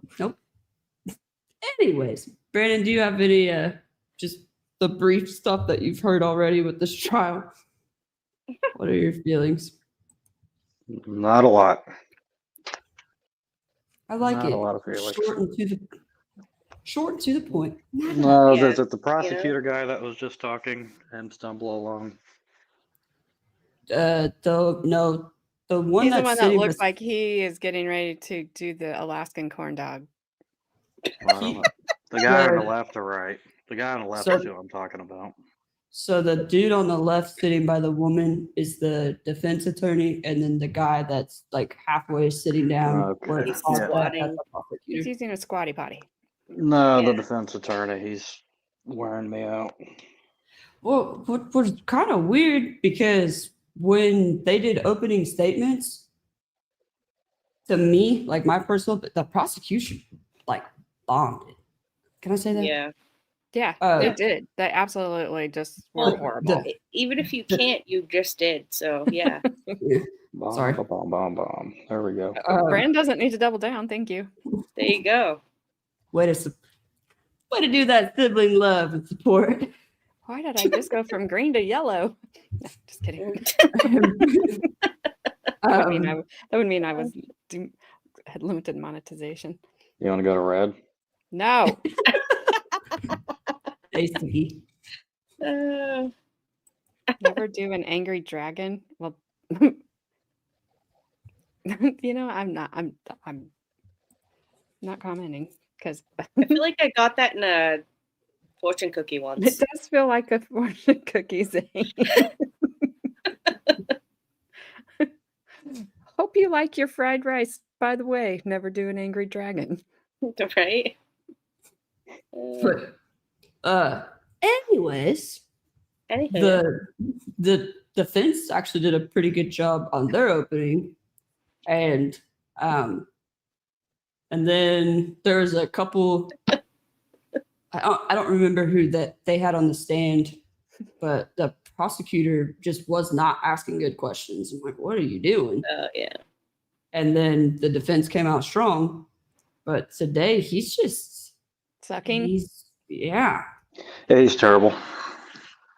Brandon Yeah, Shinny he- wants to know why you look like you're waiting for his next interrogation to enter the building. I don't know if that means you're going to get interrogated because you're in gel orange, or if you have a cop cut hairdo. Probably this faded mess up here. I'm going bald. You're not going bald. There's no bald people on. I was gonna say we don't have bald people in our family. No bald people in our 4 family. head, 5 head, 6 head. Nah, Nah. I've seen worse. Nah. I've seen worse. Nah. Nah, And nah. Gabby. I've seen Gabby has worse. spoken. Flashman, I do not need to Google that. Google twerk. Come on, Flashman. That's like the G-rated version of I was gonna everything that say, has been said. That's the most vanilla version. That's so vanilla. We got people That shitting is on other people's. that is so Scruticorn sounds vanilla. cool. That's so vanilla. It's Manila. Giggling. Scrunicorn? Scrunicorn. That sounds interesting. Does it? It kind of does, actually. Now I can see more of the chair, so it Its does take face. away. It would be AJ's dad if he had hair loss. He looks It's pretty much sticky. just like his dad. Does your dad know that you're on Giggity. camera? No, I do not know. Because I don't want him to like walk through and say something dumb. Oh, no, I'm No, in I the want- studio. Oh, you're I in the want studio. him. I want Mr. Hamp to walk through and say something dumb because that would be epic. I don't, because I'm worried. I can't even say what I'm worried about, but Do share. Well, I will well, share I'm this. worried he would be do a man thing and walk through and rip one because he was walking by you. I And I mean, really don't want that to happen. AJ, after what my husband said about D&D, you owe me one. All right. That was hilarious, though. So I mean, you know. that was freaking funny. A scruticorn is a lesbian with a dildo strapped to her forehead. Wow. Her forehead? I could see that. Her You could, like, forehead? You get it done, like you're, Look like you're a doorstop. penetrating. Yeah, it's like. I feel like, but Lord. also I feel like you would need a neck brace afterwards, Yeah, or you get- maybe during. Yes. He would have clothes on because he's over. Yeah, he's at over at my house working, our, and I'm my son and our son sitting and here. daughter-in-law's house and our granddaughter's house. So yes, he would have Oh my clothes God. on. I just realized you guys were talking about Mr. Hamp. I was like, wait, are we still talking about the screw-a-corn? Who doesn't have clothes on? Oh my gosh. Gabby, remind me what your husband said about D&D. I can't repeat it because he started saying something about lesbians and gays and I mean in support of, and then I interrupted him and I said, "Hey, we're on live." And he's like, "Yeah, it's fine." And he just kept going. It was Yeah. so funny. He literally Gonna goes, have to "Oh go yeah." back. He goes, "Oh yeah, that's cool," and just kept talking. I'm like, I'm so Yeah. proud of you right now. 'Cause And Gabby muted him, and I was like, "Hey, is that Mr. Gabby?" And she goes, "Yeah, I muted him." I was like, "I thought he was going to tell us something about D&D." I was, and he did. Well, I was like, "What were you gonna say about D&D?" He literally stood up from his chair, like he stood up, like you guys could see him, like he was in front of the class. He was like, I was like, "This you know, is my none of moment." these people, yeah, no, legit, like none of these people can see you. They're not seeing that you're standing up. If I recall, he was mostly upset with the. Those. Don't He say that was. out loud. Don't say Can't that say out that, loud. but he No. was. Wow. What's all the words I can't say? Well, Yeah. though, too, at the end, we could probably say militant. Yeah, I could say militant, but the other one, don't even ask me. Like you don't know how to say it? No, I know how to say it, but it's gonna come. It's gonna. I know how to say it, but Carmen That's okay. and AJ will tease me for the rest of my life if I say it the way I would say it. I just prefer you not say it because Yeah, no, I'm not gonna say it. Just No, I'm get definitely not gonna yanked down. What the? Oh, Zach, change question your for fucking you. picture because your eyes are killing me, bro. No, I told him. I asked him. I said I was disappointed that he changed his profile picture, so he changed it back for me today on Baker's. Well, that's just terrible. I mean, that is scary. A side note, just because I look back down on my phone because I have a screw-a-corn on my Google, there's actually a Saving that for later. naughty bit screw-a-corn G-spot vibrator with 10 different vibrations and pulsation functions for $36.99. Did you just say cheese puff vibrator? Yes. That's a steal. You know what? Yeah. Well, it may have been a different stream, Lesko, but now it's not. Cheese puff left behind. We bring this back around. Zach's Flavor hot. saver. I'm hot. Yeah. Not. All right. Can I hit play now? Yes. Maybe. All right. Bring the jury in. All right, I'm not sure if I could write as quickly as you said it. Decisions about the credibility or believability of witnesses are questions solely reserved for the jury. Well, actually, it should be testimony by witnesses of the believability of other people, because some of the statements, I think, may not be from witnesses, but other witnesses. Frank. Testimony And witnesses by witnesses about their opinion. about the credibility, about their opinion of the credibility or believability of witnesses should be disregarded.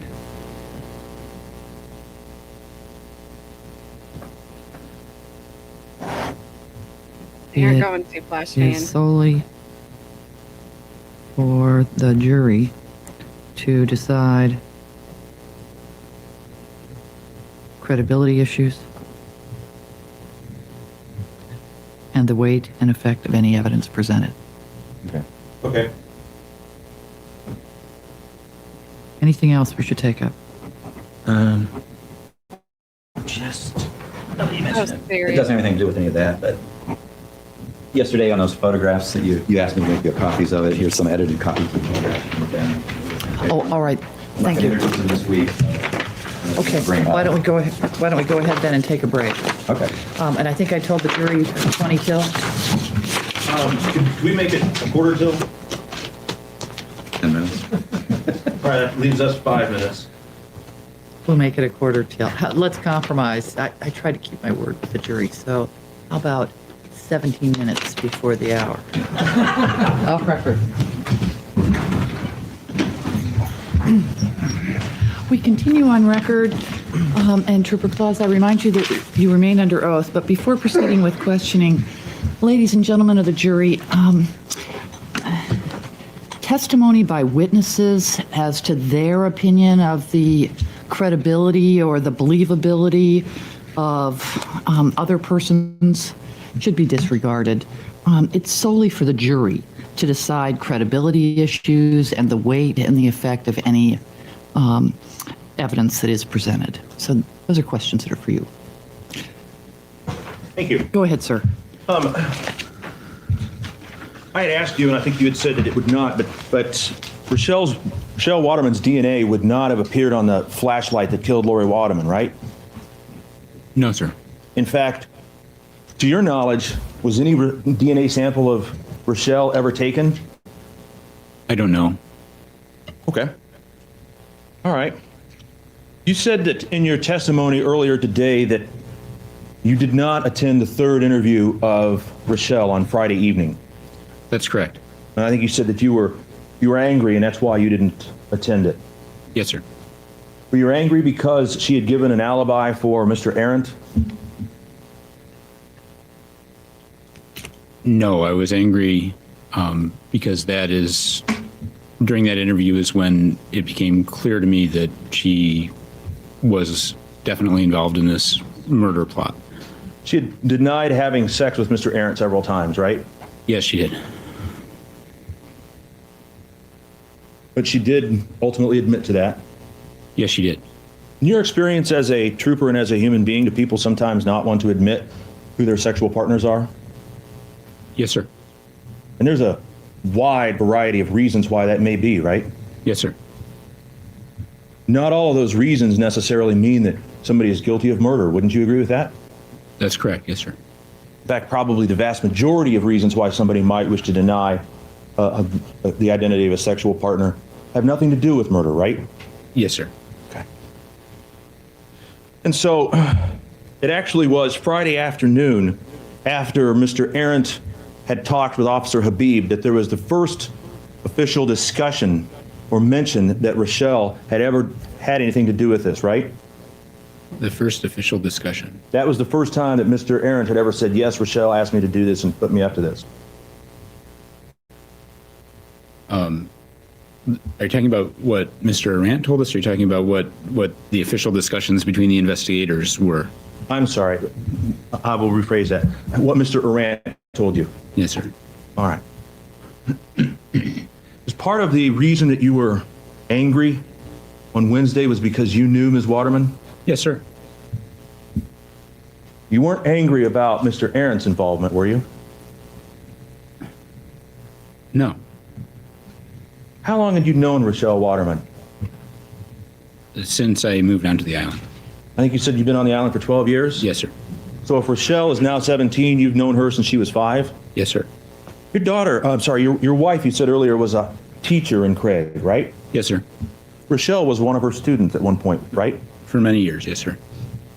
She tutored Rachelle in geometry at one point to help her catch up a few years ago. Do you remember that? No, I don't recall that exactly. I know they've had my wife taught middle school, she's taught high school, she's taught all levels of math and science, and as Rachelle moved through middle school and high school. So yes, they have a long-term relationship. I don't know about the geometry tutoring. Okay. And your daughters have had a long-term relationship with Rachelle, right? Yes, sir. In fact, on Tuesday afternoon, the 16th, didn't your daughter go over to Rachelle's house, Stephanie go over to Rachelle's house and watch a movie? I don't know. I was busy that day. I imagine that you don't remember? I don't know the exact activities of my daughter on Monday, Tuesday, or Wednesday. Okay. Now, as a parent and as a trooper, you certainly would want to make sure that the people that your daughters hung around with would be appropriate, right? Yes, sir. You would, in fact, you know the dangers that kids face out in the world as an adult in general and as a trooper in particular, right? Yes, sir, I do. And Rachelle was a friend of your daughter's for pretty much since the time that you moved to the island, right? Yes, sir. And Rachelle would be over at your house a fair amount visiting your daughters, right? Occasionally, yes, sir. And they would come over to Rachelle's house, right? A little more often, yes, sir. And they would do things through school activities and parties and stuff like that. Yes, sir. And so you had a chance to literally watch Rachelle grow up, didn't you? Yes, sir. And did you see anything before Lori Waterman's death that indicated that Rachelle was anything other than just a regular teenage girl?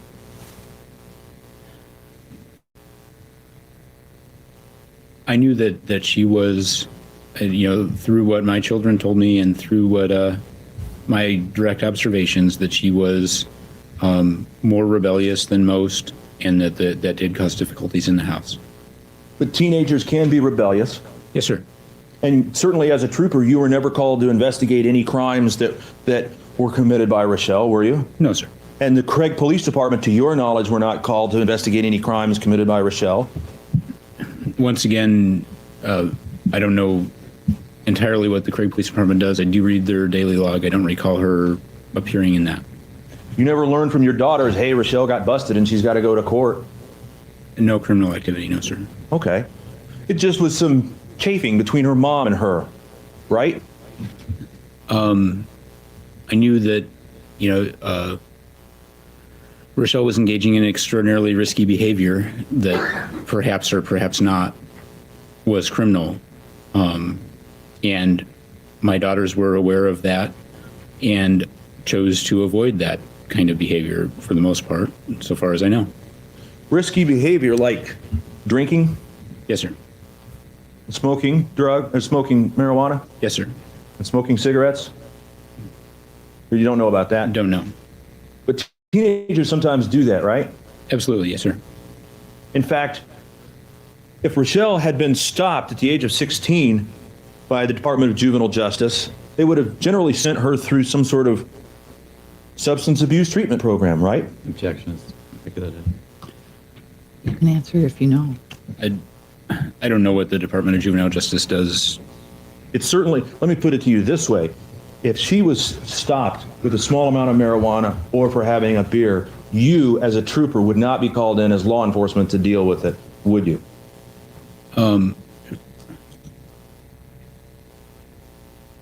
If I was the person who stopped her and found her with marijuana or beer, then I would be directly involved in it.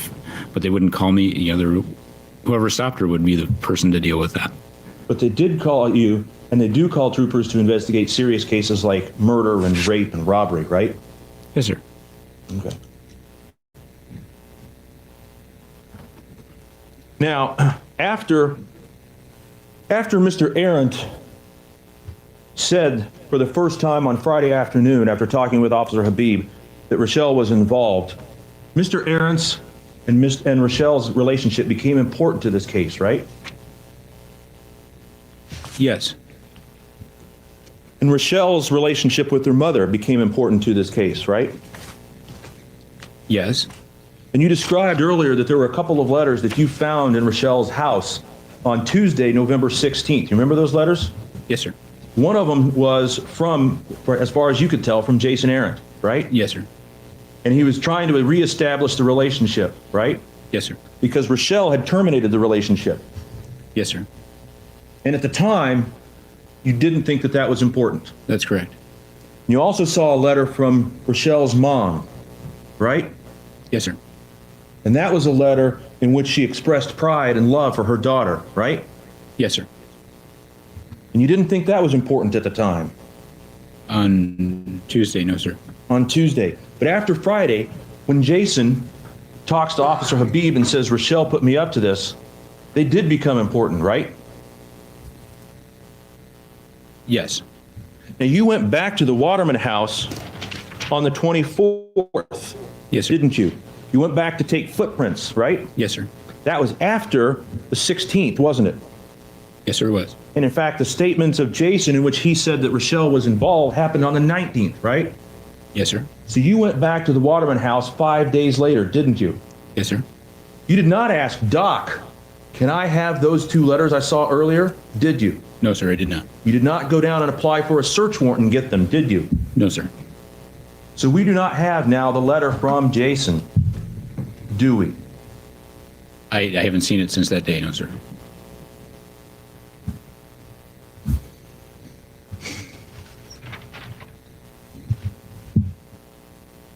I want to just recap a little bit. You'd known Rachelle Waterman for over 12 years and watched her grow up. Yes, sir. And she seemed like a pretty good kid. Yes, sir. You knew her family. Yes, sir. They were good people. Yes, sir. And as soon as Jason Arendt, a 25-year-old man who gives her booze and drugs and has sex with her when she's underage, as soon as he says she's involved, all of those years of knowing Rachelle just disappear out the window. I'm going to object. It's more of a speech than a question. Argumentative, please. You asked Jason some interesting questions when you were out on that ride. You asked him, how could a 16-year-old girl manipulate two 25-year-old men to do this, didn't you? Yes, I did.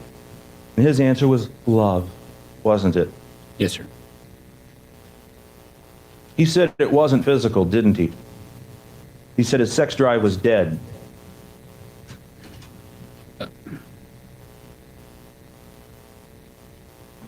Yes, he said that the primary motivator was not the sexual relationship, to paraphrase. Do you think the letters that he wrote with the graphic depictions of sexual fantasies suggest otherwise? Objection.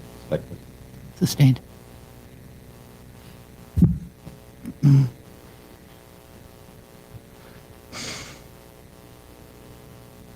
So you wound up ultimately taking the word of somebody that you don't really know who happens to be son of a dispatcher over somebody that you've known for 12 years. Is that a fair statement? Objection argumentative. Answer it if you can, overrule.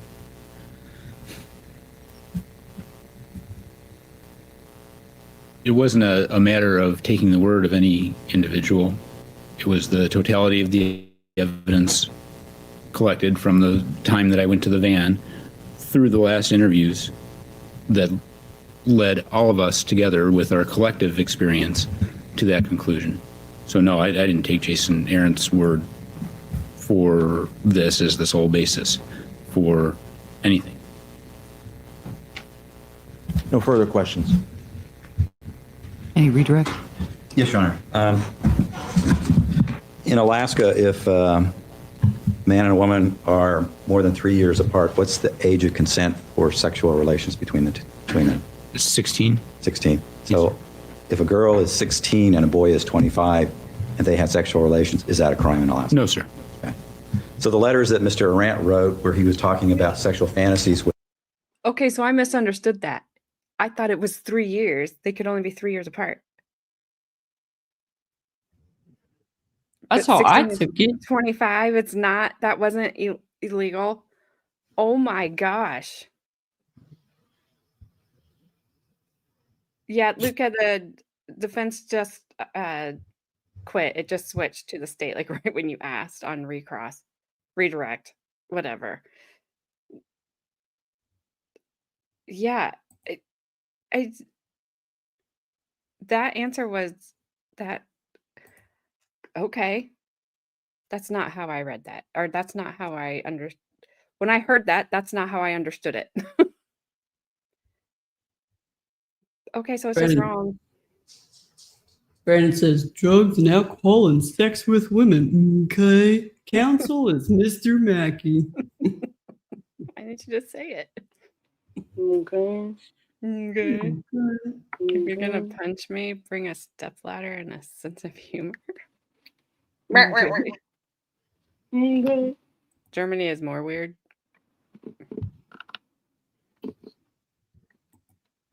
I had a They comment to already that, even but I said the have 3-year to. thing about an hour ago. I didn't get that from you guys because they already said it. Well, okay. Did I like that? Apparently, I misunderstood. Obviously, I misunderstood it.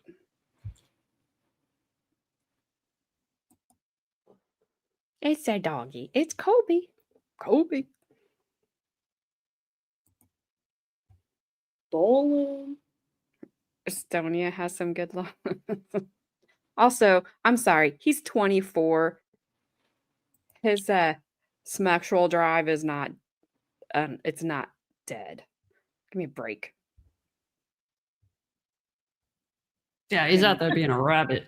Yeah, he's gonna run off with a 16-year-old and be like, "Sorry, not interested." Give me a break. I would just like to take you out on a nice date. Play some I'd like to take D&D. you and out get with some a. food. I'd like to take you out for a nice steak dinner, and then never Yes. call you again. Yes, But when take I- all my money. When I drop you off, it's just a little pat. Thank you. And then I'm going to walk back to my vehicle. No, won't you're even going to go. Be Hickle. Not even gonna pat you on the Yeah. butt. I'm just gonna pat you on the back and be like, "All I right." probably won't even. Actually, I'll probably just shake your hand, I was going to say, I probably won't even do that. I'm just going to shake your hand. or I may just He's be like, like- "Peace out." Yeah, he's like, good job, champ. Yeah, High five, fist sir. bump. Yeah. Okay, that was Let's finish this up.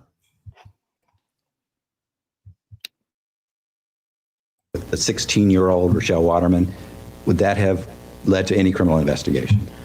Just to reconfirm the birth dates. Okay. Now,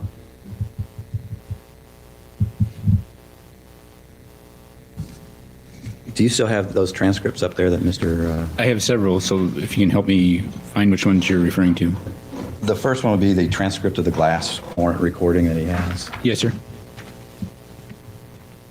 I agree, Luca. I'm sorry, what date? It's November 18th, 2004. Okay, can you go to page 9 of this? The big page 9 or the? The little page 9. Yes, sir. Okay. You can look at line 15 there. There's a discussion between Jason, Aaron, and Brian Riddell. Yes, sir. Okay. And does it say, quote, Jason Aaron, all right, man, just you know if it comes down to it and they try to pin this on you. Let me start over again. Jason's saying this, quote, all right, man, just you know if it comes down to it and they try to pin this on me and Rachelle, even though we didn't have nothing to do with it, what are you going to do? Brian's statement, I'll probably jump up and try to convince them that I did it. Unquote. Is that what it says? That's what it says. Okay. So in it, Jason says not only did Rachelle not have anything to do with it, but he didn't have anything to do with it. Correct. Now, after that glass warrant, you got a arrest warrant for Mr. Riddell and arrested him that same night, didn't you? We applied for the arrest warrant and the glass warrant at approximately the same time. Okay.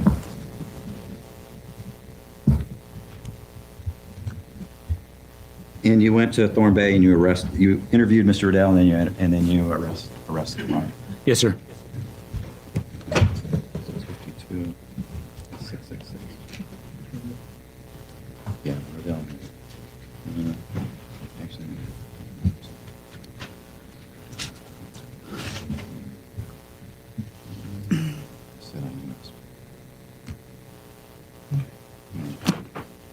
I'm going to show you transcripts of your interview with him.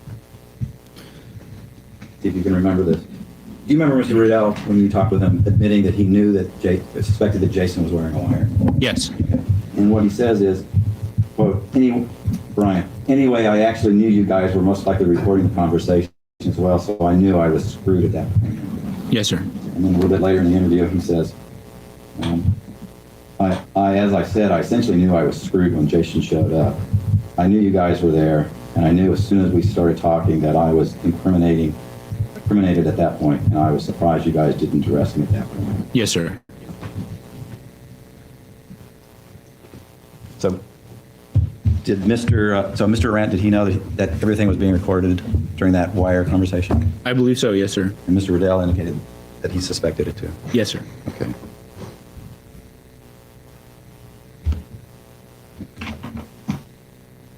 Now, crimes that are committed inside the Craig City limits, the troopers usually get involved in those. Not usually, no, sir. And who usually handles those? The Craig Police Department. Okay.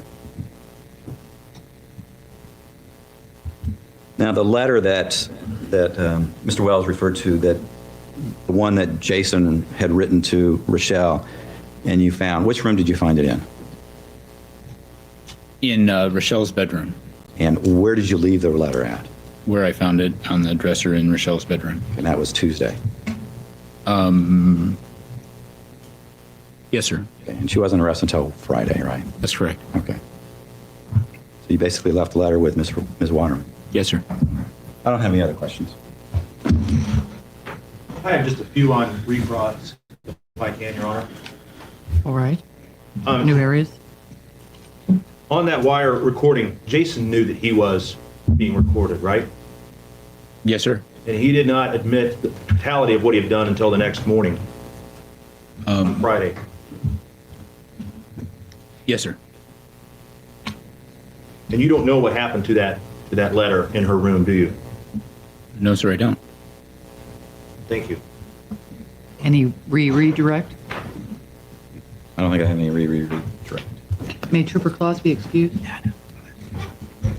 What was that? May Trooper Claus be excused? Yes, ma'am. Yes, Your Honor. Thank you very much, sir. You Thank can you. step down. You don't have any exhibits there, do you? No, these. Dear Lord in heaven. Well, this guy is just released and relaxed in the hallway right now. He no longer looks like Popeye the Sailor Man. He's been holding that in for days. Yeah, that All was right. rough. Yeah. Was- This is short. This is like 30 minutes. This is Alaska State Criminalist Kristen Denning, and then we'll see Craig Police Chief James C. James Shishi? C. Copper. James Shishi? Holy Alaskan Pipeline. Name looking it up. Nope, absolutely not. After the corn dog, I'm done with this. Well, if you didn't look up the Hot Pocket, you ain't lived. I don't need to look up the Hot Pocket. I already know. Hot Pocket. You haven't lived unless you've looked up the Alabama Hot Pocket. Mm. The Carmen, is Alaskan that you corn on the dog. stand? You brought one of your costumes. Go And after a yourself. wig. What are you going to play paintball right now? What's that little scarf there you got on? I will punch you. She only needs her little miner's helmet there. Yeah, it's not behind me. Oh, I Flash thought it was. fan. Gabby, you didn't even know what FAP was. Flash fan, you don't even know anything past the year 2000. So, nice try. But This is very to- true, Carmen. Unless it's our family, they tell us everything. You do. You tell me way more than I want to know 99% of the time. But it's okay. Same. It's Well, it'll be a okay. straight up dinner conversation. Legit. Yeah. Yeah. I put my headphones on. "Mm, Carmen calls me. I'm like, what's up? She's like, I'm bored. I have an hour to kill. I'm like, okay, here we go. All right, let's get it on with Flash Dan. Oh, he did change it to Flash Dan.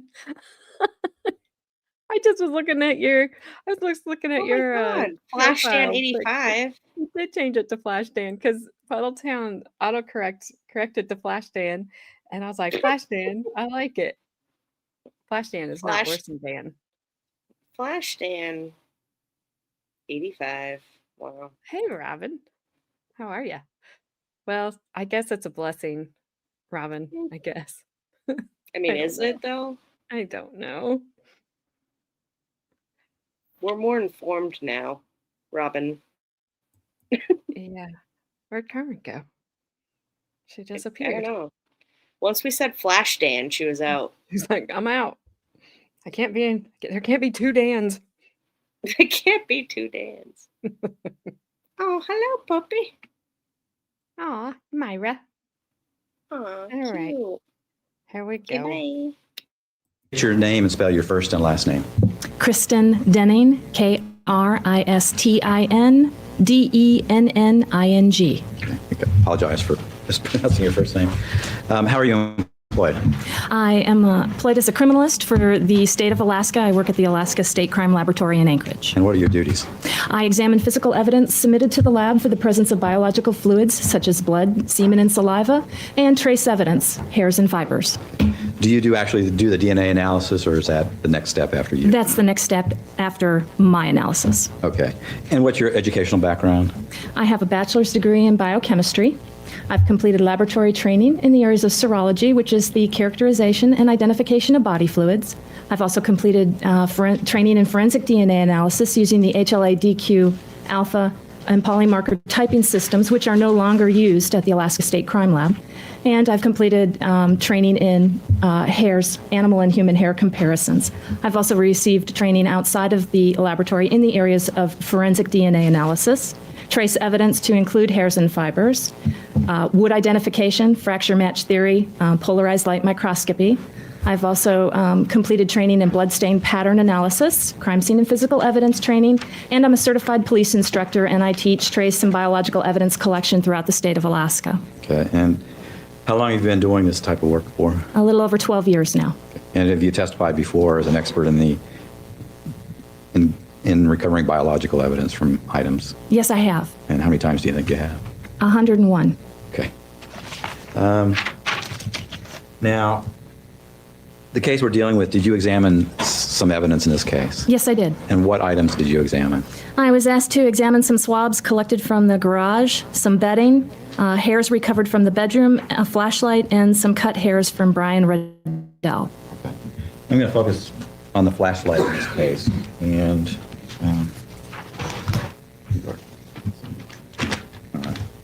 I got 3 exhibits I'm going to hand you. First one I'm going to ask you to look at is Plaintiff's Exhibit 44 and ask if you can do something.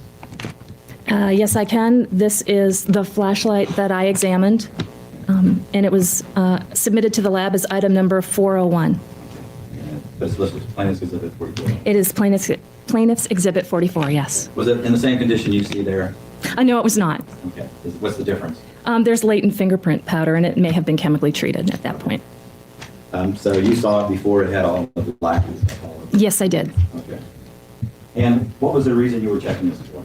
I was asked to examine that for the presence of biologicals, such as mostly blood or tissue. And how do you do that? Again, it begins with a visual examination. I'm looking for anything that may appear tissue-like or reddish-brown in color, it may be indicating a blood stain. For those things that I can't see, I then go ahead and use a stereo microscope to examine it at a higher magnification. At that point, items of interest are located, marked, and then collected for further analysis in the laboratory. And how do you collect? I mean, do you do the collection? I do the collection.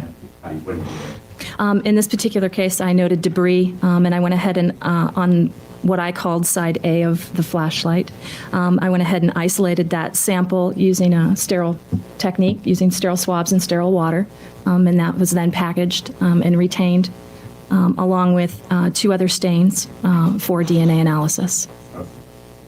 I'm going to show you Plaintiff's Exhibit 304. Can you identify what this is?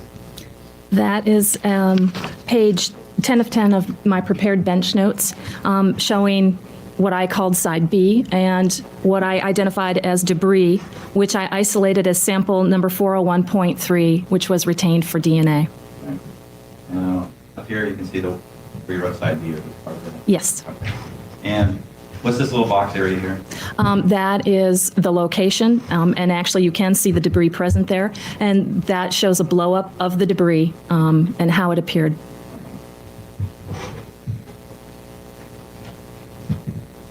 And what did you do with this debris sample you found inside the box? Isolated it and retained it for DNA. And isolated it.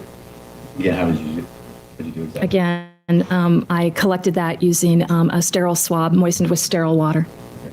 And when you said you sent it for DNA, do you just give it to somebody else when you put it in evidence? No, that's packaged as a unique item of evidence, and then DNA that's placed back into evidence until DNA is ready to perform their analysis. Okay.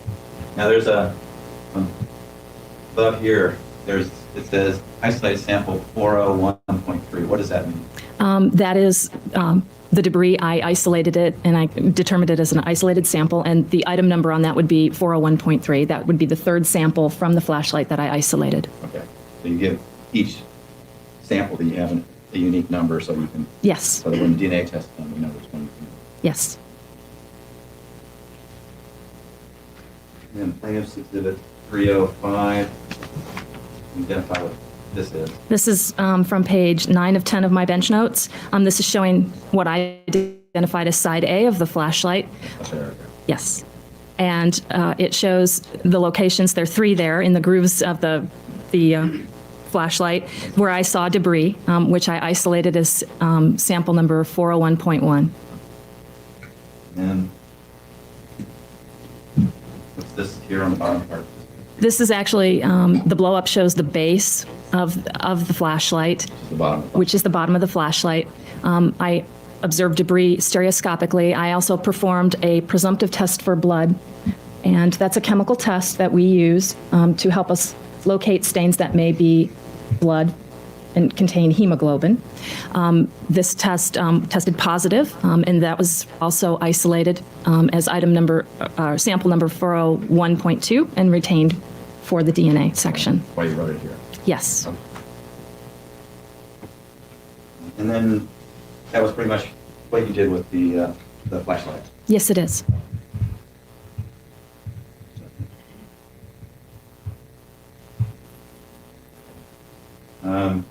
This time I moved to Midpoint Exhibit 304. I'll wait for you. No objection. That's all the questions I have. Simply Exhibit 304, not 305? No, 304 and 304 and 305 are admitted. that's all the questions I have. Like No that? questions. Thank you very much. Thank And you, can Ron. Step down.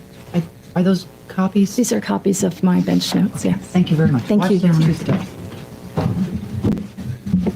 Interesting chair, Your Honor. State your full name and spell your first name and last name. James Donald C., James See. And how are you employed? I'm the Chief of Police for the City of Craig, And how long have you been with the Craig Police Department? full-time since 1985. And when you started in 85, what position did you start at? Patrolman. Did you do anything with the police department before then? Yes, I'd been a volunteer reserve for a couple of years, and in 1980, I had actually worked for about 6 weeks for the department. Okay.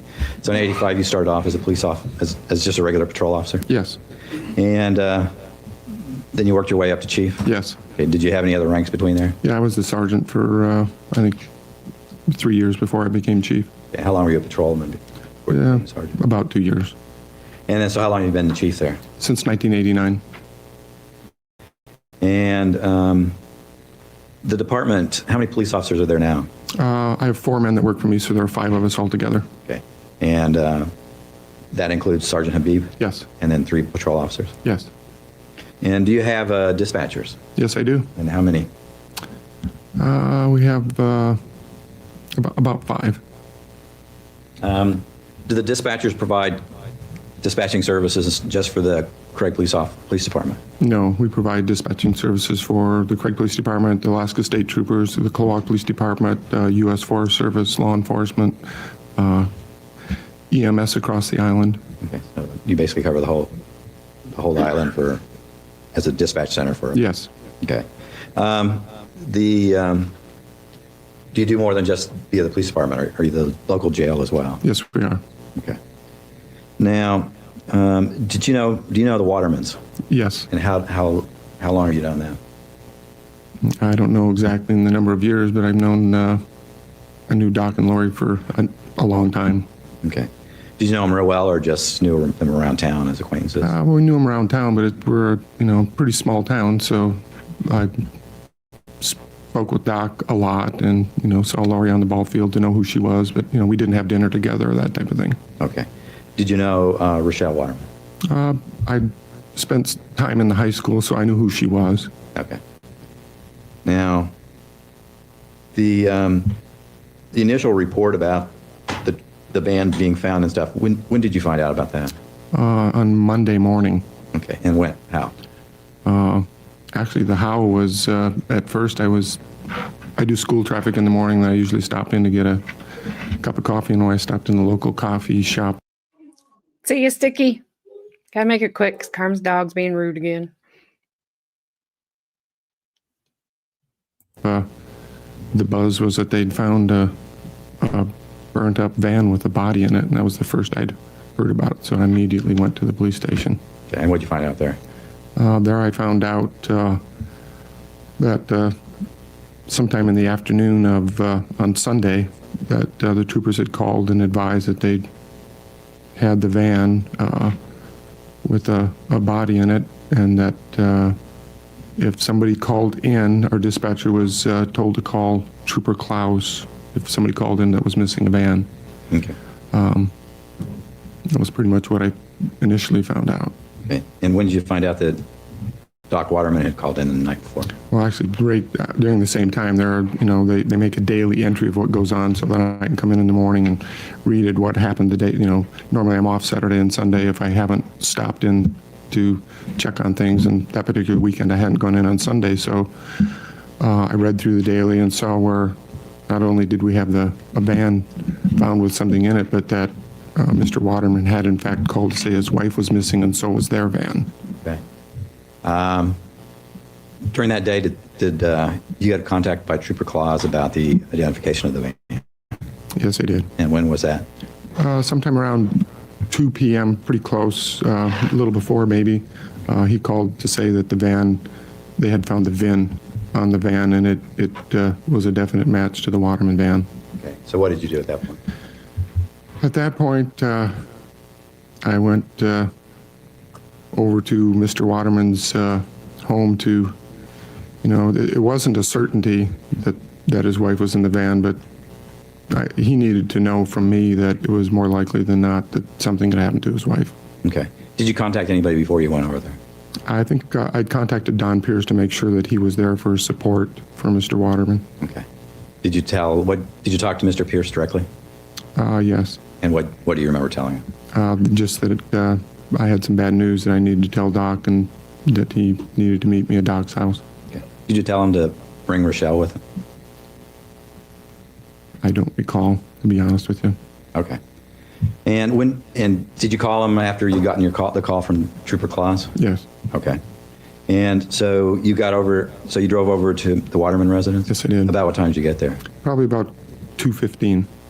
And when you got to the residence, who was there? I was pulling up to the driveway, and actually Jason Arendt had pulled onto the same road before I did, and he pulled into Waterman's driveway.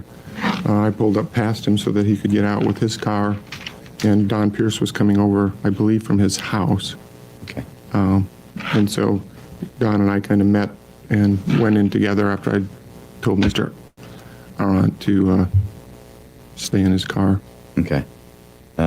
Did you ask what he was doing there or anything, or did you just tell him? He said something about he was there for comfort for Rachelle, maybe something like that, but I just told him, he asked what was going on, and I just said, get back in your car. Okay. And was anybody with Mr. Pierce when he came from his house? No, I believe it was just Mr. Pierce. Okay. So what did the two of you do then? We went up, and Doc met us at the door, and we went in the house, and I told Doc I needed to speak to him in private. So was there anybody else in the house with him? Rachelle was sitting in the living room. Okay. And how did the two of them appear?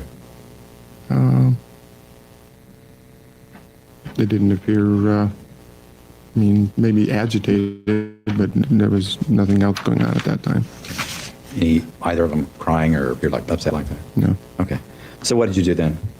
Like I said, I went into a small downstairs office with Mr. Waterman and told him basically that, we'd found the van. The van was burned out. There were human remains in the van. I just wanted to know that more likely than not at this point, it would probably be his wife, because we didn't have anybody else missing to our knowledge on the island. And I felt he needed to hear from me. It was already all over town, and I felt it was my duty to make a notification of pretty close, When you said it was all over town, what was all over town? Well, people had heard, the day before I'd found out that someone had called the burning van in on a radio to Thorn Bay. And people have scanners out there in the bush just like they do everywhere else, and other people knew about it. It's just like when I got at 8 o'clock in the morning on Monday morning, I'd heard that there was a body in the back of a van. I mean, the poor man's missing his wife in a van, so he needed to know as soon as they confirmed it was his van. But the rumor wasn't that it was the Waterman van. It was just that there was a burning van found. Well, by the time the day was going on, people in the community can add up one and one just like everybody else. Okay. Now, after you told Dr. Waterman this, did he say anything to you? Yes, he did. He said that he needed to show me something upstairs. And so what did you do? So we went upstairs. The two of you? Yes. And this time you're on the ground floor or the main floor where the living room and everything is at? Right, the first time, yeah, the main floor is just up like a half flight of stairs. From the entrance? Right. Okay. So then you went up to the top floor then? To the bedroom floor, yes. Okay. To the master bedroom? Yes. All right. And what happened up there? Doc initially told me that there was, he'd found some blood on the sheets when he came home, but he thought probably that it was menstrual blood, but it was on both sides of the bed, which he felt was unusual.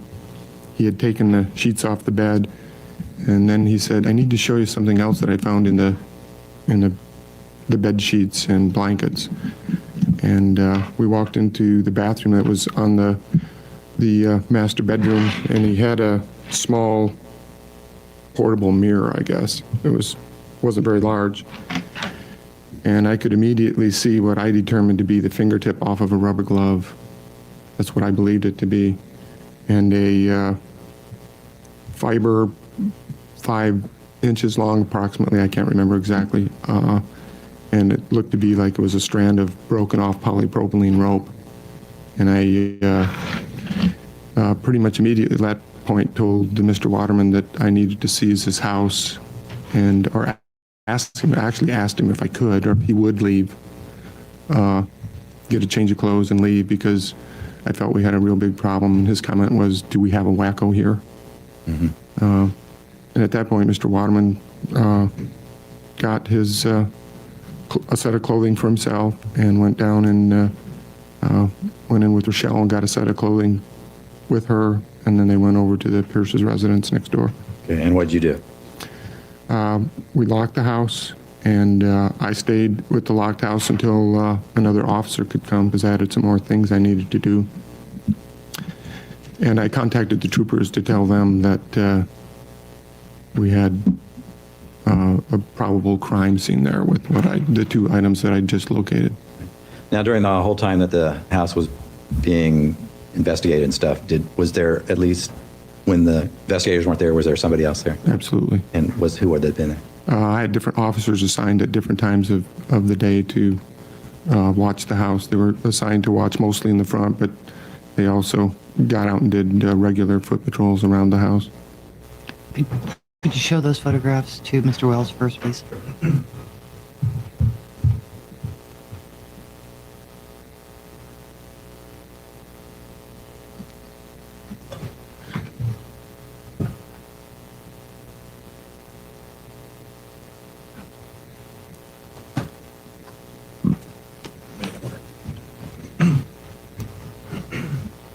I'm going to ask you to look at these in this order. And first one is on the back of it is marked as Plaintiff's Exhibit 173. Yes, it is. Now, the photograph, is that the same as the one up there? Yes, it is. And what we're dealing with is, you said you found the fingerprint or the seal of glove and fiber. Yes. And is that where the little mirror is that you were talking about? Yes, it is. That was in the, when you saw it was in the bathroom. Yes. You're going to look, all right, that's where it's at. Right? Yes. Now, I want to look at Plaintiff's Exhibit 174, the next one. Is that what's marked on the back? Yes, it is. And is that closer up for the? Yes, it is. And then when you look at the next one, does it say Plaintiff's Exhibit 175? Yes, it does. And is that the picture there? Yes, it is. Yeah.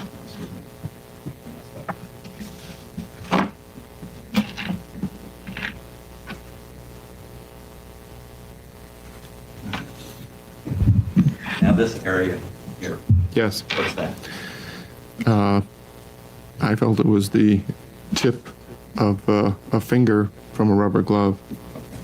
And then this item that's right along here. Right. It's a strand of multicolored polypropylene rope. Okay. And that's the fiber you saw? Yes. Now when you saw it, this ruler wasn't there? No. Did you do anything? Did you touch him at that when you saw them? No, I told him to put them back down and leave them right there where he had already moved them, and they needed to be left right where he had them. Did he try to? Did anybody? So nobody touched them when you were there? No. Okay. I mean, he picked up the thing to show it to me, and we had him put it right back down. I had him put it right back down.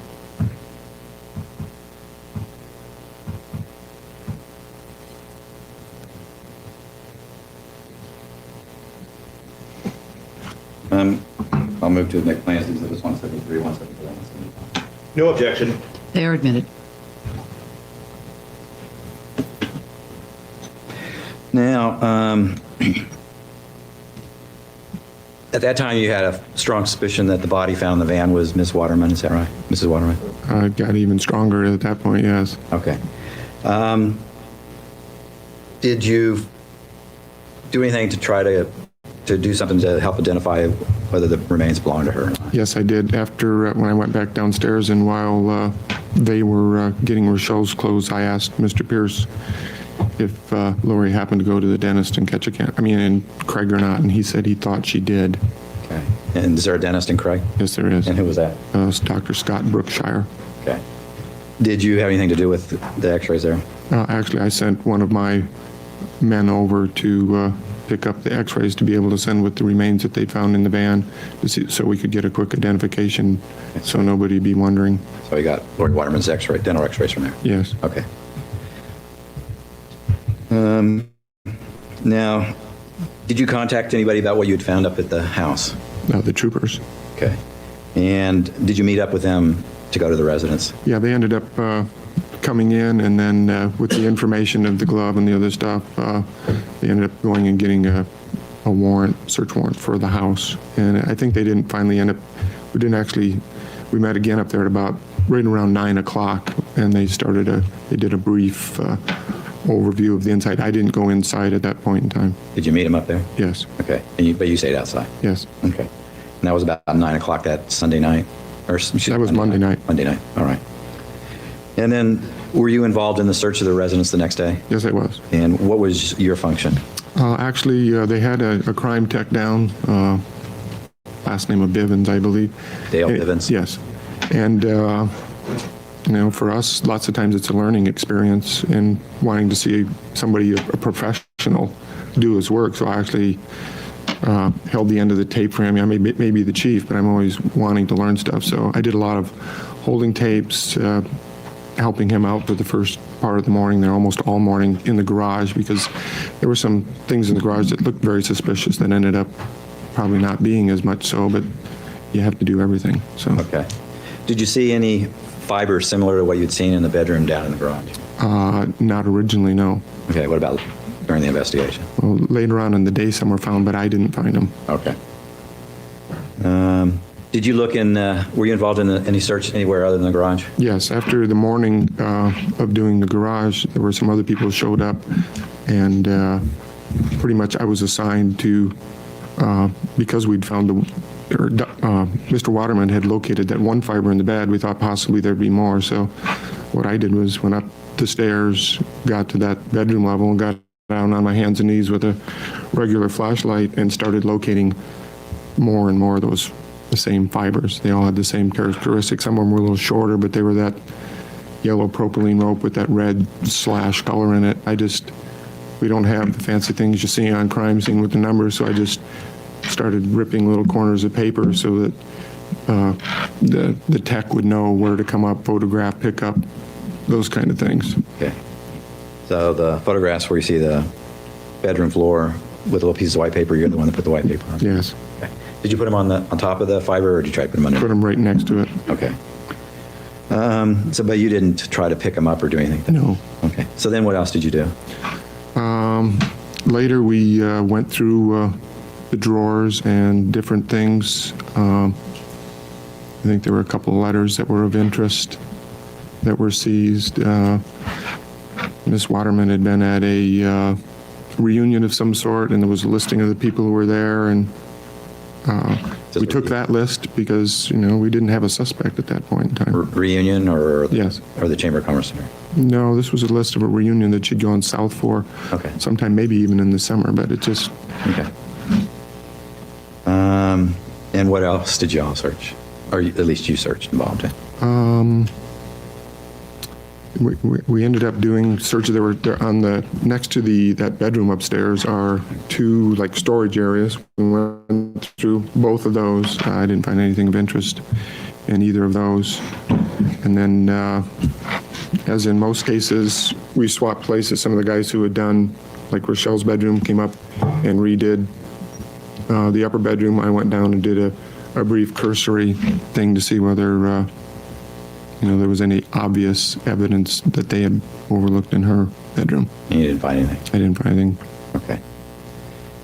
Now, on November 18th, did you go over to Jason Aaron's house? with Trooper Blajewski? Oh, yes. Yes, I did. Forest Service law enforcement officers? Yes. Okay. And did you seize anything? Was anything seized from there? Yes. Mr. Aaron's computer was seized. Okay. And There were also a bag of, you'd call it garbage, but it was evidence of what had happened that he'd left in his garage he hadn't disposed of yet. Okay. Do you know what was in it? I never saw what was in it. Okay. Did they also get some handwritten notes and letters from Miss Waterman to Jason? I believe so. Okay. And basically, Trooper Blajewski kept those himself? Yes. Okay. The computer, was there anything unusual about Mr. Aaron's computer?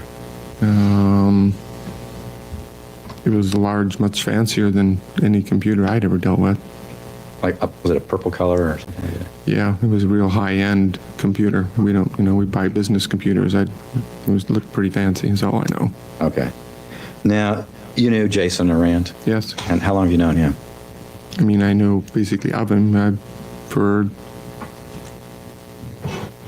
8 or 10 years. I knew who he was. Okay. Now, his mother, you know his mother? Oh, absolutely. And what's her name?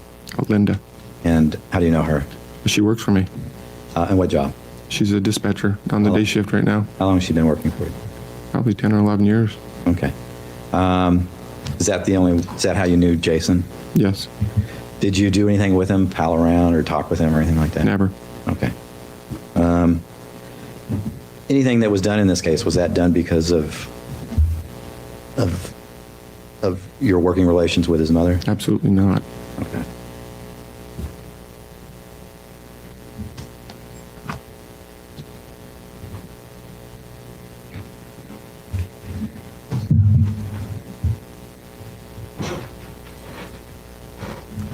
I don't have any other questions for Chief C, Your Honor.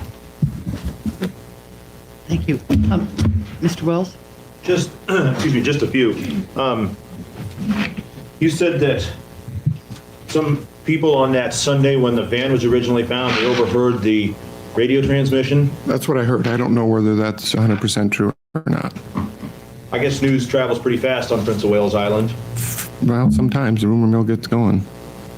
And probably it's been a while since there's been a burned out van with the body found in it on Prince of Wales, hasn't it? Yeah, I think so. And that would probably be pretty sensational news. Might travel a little bit faster than other news. That's probably correct. Probably didn't take very long for it to get from one end of the island to the other, did it? Oh, well, like I said, at 8 o'clock in the morning on Monday, people knew about it. So some of them may have known about it Sunday. I don't know when the people found out about it. Okay. I didn't hear it on Sunday. On Sunday. Okay. Thank you. I have no further questions. Any redirect? No, ma'am. Be excused. Any objection to releasing Chief C? No, that's fine, Your Honor. Thank you very much, sir. You can step down and watch those two Thank you, steps. Your Honor. Well, dang, all we heard from about Chief C, that was kind of a letdown. Yeah, that was. Brandon.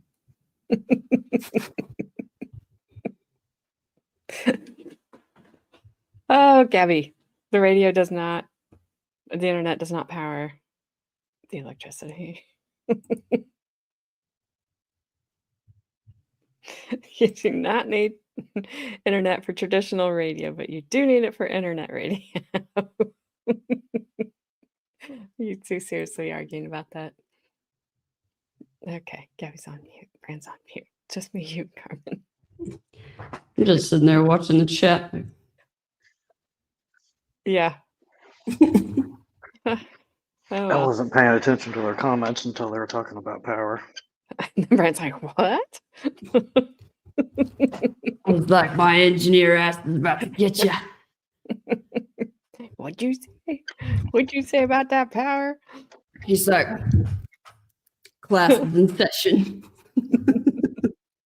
No. Dang it, let's go. No, you cannot. No. Oh my gosh. If Carmen's watching now, do we have to behave? I thought it was me. She made me sound like the freaking warden. Yeah, I'm the one that's like, all right. That's why by beginning of my song or the end of the song, for the intro is let's effing go. Because we're gonna go ahead and take my mom's credibility. Put You that in the can't. It's pit. behind her. It's never coming off the wall. Except for there's going to be that day. Yeah. Always did. We talked about this last night. One day it is going to fall off the wall. Well, And Flash fan, if the internet is gone, there's going to be no radio. I don't know how else to tell you this. why do you say that? You're not going to listen. If there's an apocalypse, the internet is down. I'm sorry, the power's gone. I just watched my Brandon- brother's head go. Brandon's like, If there's an apocalypse, you think the internet is going to be up? No, it's gone. Guess what? Internet's gone. Local radios are going to be up? I don't think so. if there's Gabby, you No, can get there's not. local. Gabby. Think about AJ, if there's zombies roaming the earth and the internet is gone, That doesn't have anything to do with local radio. No, local radios, those are the first to go. That's where they fucking bust in. Exactly. And the let's go. zombies are eating the local radios, people's brains. I don't know how Local they used radio's radios gone. before the internet. It's gone. It's all gone. We're all messed up. Yeah, You're gonna need machetes. You're all messed up. I You're gonna make my brother have like a brain aneurysm. No, I'm sorry. You can listen in your car like Daryl and Rick. That's right. Dang it. Yeah, Casey Kasem. Well, he's dead. Well, you know R.I.P. what? It doesn't matter because apparently we're just bringing back things that are dead. So might as well bring back Casey Kasem as well. Gabby, go get in your car that does not have internet. I'm going to presume it does not have internet in the car. It doesn't. And turn on It your doesn't. radio. It's going to be No. there. No, it's not. How do If the internet's gone, that means the power is gone. The power's gone, so therefore there isn't local radio during an You are apocalypse. I'm wrong. sorry. So if the power's gone, let's start there. It's gone. Then Yeah, if the power's the gone, internet doesn't everything's power- gone. Internet doesn't make power. That's where you're making your argument. I'm from. not saying that. I'm not saying that the internet makes the power. I'm saying that if the internet's gone, in my brain, okay, power's gone. That's it. It's gone. You guys aren't understanding. It's all right. Well, no. How do you think that I listen to the local radio when my power's out due to a hurricane? Carmen, you can't even check your messages. I don't think you're listening to anything local ever. Not even in your sleep, okay? It's not just us. It's everybody. Nope. All the chat is not with you. That's fine. That's fine. If the power's gone, everything's gone. Internet, local radio, it's all Okay, gone. yes, that way. That's what I'm talking about. I'm not talking about, oh my God, the internet's gone. Local You radio's said the gone. internet was No. gone, so power was gone, Okay, so the all radio was right. gone. That's what Okay, you so I did say that in the beginning. What I'm saying is You it's just all said it. friggin' gone. Brandon's like, you just said that. Frank's gonna listen to his tape recorder. Whatever. Yeah, see? That's battery powered. Frank gets it. But it could be electric if you have the plug. Gabby, if the radio station has no, Robin, you know what? Who's out there peddling that? No one, because guess why? The power's gone. No What one's out there generator did you peddling. buy? Listen. You know what? Tell me. Super Tell me, Sun. I'm listening. Super No Sun is one- all ears. I've Super even got Sun. my eyes closed so I can really listen. All right, you got your Carhartt on. We get it. But Yeah. listen, Has nothing to do with power. Go on. that's what you think. Hmm. Anywho, I'm still listening. I don't think you are. Eyes are still closed. I know. I can This see is like- them. This is like a therapy session. Please. No. Lance Armstrong is still fit. Get bent, let's go. Gash fan, remove my name from your Gash celebrity fan, change name. your name back to what it was Yeah. because every time that pops up, it kills me. Yeah, seriously, same. Gash Muted, fan. Mom. This is the Sorry, Laurie because your dog Vallow was rude. Frank, is this the Laurie Vallow cult site? Yes, apparently. Flash fan. Please change your name. And please don't ask why. Just do it. Just trust Actually, you know trust what? me Keep it. this one time. And don't make me explain. I'll explain it to you. Keep your innocence, I'm a Flash Gash fan. fan. Oh, Lord. Keep your innocence, Flash fan. I'm trying to help you. I'm a Gash. What? Mother beeper. Well, these guys are all in their 30s, so. I'm actually not. So, well, Yes, you are. late. I'm gonna be 39 this That's year. still in your 30s. That makes you Close enough. 38 Close right enough now. to 40. Close enough to No. 40. How old are you, Carmen? 20 fucking. She's 30. 1.5. How old are you, Super Son? He's 32. 32. All He'll right, be I'm older than both of 33 you, soon, so but whatever. Get bent. But he's not just being 33 because he's almost 33. He's going to stay 32 till he's 33, just like you're going to stay 38 till you're 39. No, I'm gonna be 39 in a couple of weeks. What you need, a consistent 300 watt. All right, I'm not need doing a this. lamp. Let's go. What you need is a swift kick up your arse. Oh, wow. He's just trying to help. No, he's not. Look at 40s are nothing. Ah, Okay. 50s. Nah. When you get in your 50s, you don't give a shit anymore. Carmen, don't meh. No, I was doing what my mom was doing. Yeah. Yeah, but she's not 39 yet. When she's 39 on October 31st, then she can say she's 39, going on 40. And when she's 40, she can say that she's 25. Flash fan, you don't even know what carbon paper is, so calm down. Unbelievable. I'm pretty sure he doesn't even know what spandex is. So I'm side-eye. I'm so happy that I have something to look forward to. Oh, have you checked Side-eye. out my 30s?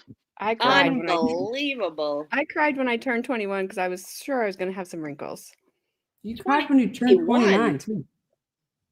But I didn't. I did not have wrinkles. How do you know? But you did. But yeah, Brandon's like, my 30s have been shit. I've had surgeries and all this other crap. It's been terrible. He was agreeing with you. So defensive. Mimeograph. Oh, I remember those. Turned your your teacher's fingers blue. I have no idea what that is. I'm laughing so hard.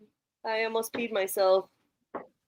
Hey, Schlubba. Don't pee yourself because you're sitting on the couch. See? See what he said? You heard him? Don't pee yourself. I'm sitting on the couch. That's why I have this waterproof wrapping. That's why on the couch. It's got plastic on it. You got your Legit. plastic. I mean, I am Sicilian, so you know. Yes, carbon paper. She buys a new couch and like gets it like the movers or whatever. And they're like, hey, you want me to take the wrapping off? She's like, no. I'm gonna need that. Absolutely not. No. You never know where we're gonna lose the local radio. As long as you know the difference between a penguin and a flamingo, you're fine. Speaking of Oh, a penguin, Flashman. Oh. Speaking of a penguin, Cheyenne earlier, like after I got home, she looked out one of our windows. Did she where, see a like, penguin? Yes.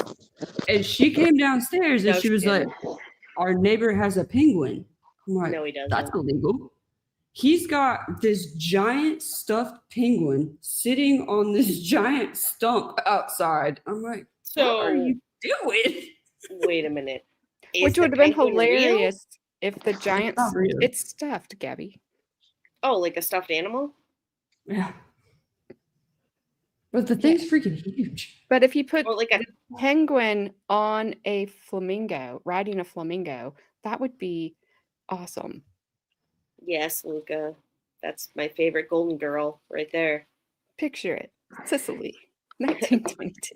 Picture it, Sicily, 1922.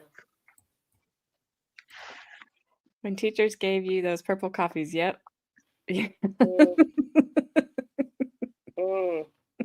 That's back They're like- when they're like, what are they smelling it for? You know why. You know why. You know you smelled it before you gave it to us. Yeah, they're over there like, I feel better now. It's probably what that detective did before he got on the stand. He's like, I smelled way too much paper. He was like, do you want to ask me another question? I was like, no, I don't. Because He's like, you're can we take scaring a me. break? My bump is wearing off. I need to go to the bathroom real quick. Anybody got a dollar bill? Ah, bad dancer. We used to say Granny had plastic sheets on the furniture was because she was. Oh, I mean, you never know. She might have been. I mean, the grannies do be having like 87 children. Your granny sounds like a good time. Your granny sounds like a friend. What's her number again? Oh my gosh. 1-800-SQUIRTS. Oh, A okay. Sybian? A Symbian? What are you talking about? Let's go. Nope. Don't do Gabby that. with no croutons, carrots, and celery. No, with croutons. I thought he was saying you don't eat that. Yeah, I donate croutons, carrots, and celery. Overaged. Whatever. What's with it with the plastic sheets? They are awful. It's protecting Gabby's couch, Luca. Well, you don't understand. It's a cultural thing. Yeah, sometimes she just pees herself. She's just like, I'm gonna sit down. Yeah. Sometimes I just pee myself, Luca. I just piss myself out of nowhere. Yeah. Sometimes I'm Internet's gone. Time to pee myself. Internet's gone. Radio's gone. That's There's no it. power. I'm sitting right here. It releases my seal. Once the internet's gone, the seal is broken. It's gone. like, yeah, Gabby's just sitting there and she's like, I'm in the middle of Walmart. Someone's like, "Oh my god, did your water break?" I'm like, "No, internet must be out."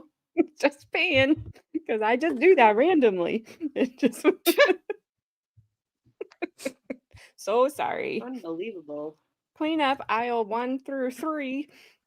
Yeah. Wow, She really had to go. That's a lot of liquid. 1 through 3. God dang, AJ. No one else is gonna get this besides Brandon. Whenever that glove Gabby's came up, taking the piss. all I could think of was scratch me. I haven't said that in so long. And I haven't missed it in so long. Flash fan. I don't know if I should. Should I? You're gonna get educated. Okay, I'm gonna get educated by a 25-year-old. Okay, don't think Humbling. so. He's vintage. He's vintage. Vintage, I tell you. Yeah, he's vintage, all right. He's don't the know why oldest younger person I've ever. He's like a grandpa, but he's like And a 25-year-old 25 body. years old. Yeah. Brian, what are you doing? I think that's that. Is that your dad or is that you? Oh, you hear something? Fidgeting? Yes. It's Yeah. like, dang. Sorry. I don't. This is stupid. And again, no one else is gonna get this besides Brandon. But the scratch me made me think of, oh no, hot dog. Oh, people will too Mom get knows that. all that stuff. Gabby knows that. Uh-oh, hot dog. Matty. It is fun to be it. Duh. Two Shines is funny. my favorite. It's But it's the same guy. Yamanashi. Yeah. Yamanashi. Yamanashi. Do you remember so funny. Yamanashi? Gabby, So you're for- my senior bigot. I don't know who you're asking, and I'm just gonna say no, just for the safety's sake. Yeah, My we brother? all know. Well, actually, Flash fan probably doesn't know what a dirty Sanchez is. But I don't know who Puddletown is asking, so I'm just saying. I think he's just asking all of us as a whole. But he said I he. know what one is. I don't He's want either to talking to know Flash what fan one or is. he's talking. You don't know what a dirty Sanchez is? I don't want to know. You know, the last 2 days have just been gross. Been enlightening. No, they've been gross. They have forever ruined chocolate milkshakes for me. Flash They're fan, gross anyways. shut it down. So, what? Talking to Flash fan. Okay. Duh. Puddletown, you don't know what Louisiana Hot Pocket is? Dang. But Hot I Pocket. learned what an Alabama Hot Pocket is, Ash. So, gross. I wonder what the difference between an Alabama Hot Pocket and a Louisiana Hot Pocket is. Probably a big difference, actually. More of a difference than you think. One's a little bit more spicy than the other. Probably. When I was little crawdads. Yeah, little Yeah. crawdads. Just kidding. The little pincers. The little pincers. Oh, spicy. One is deeper. The little pincers. Oh my gosh. Well, we are. I have to pee. Well, good for you. All right. Starting to sound like a few of my streams. We've ended up with Wasp. Wow. Now it's getting real gross. Hey, at least Carmen got off the couch. I mean, yeah, I'm just sitting in my own piss, apparently.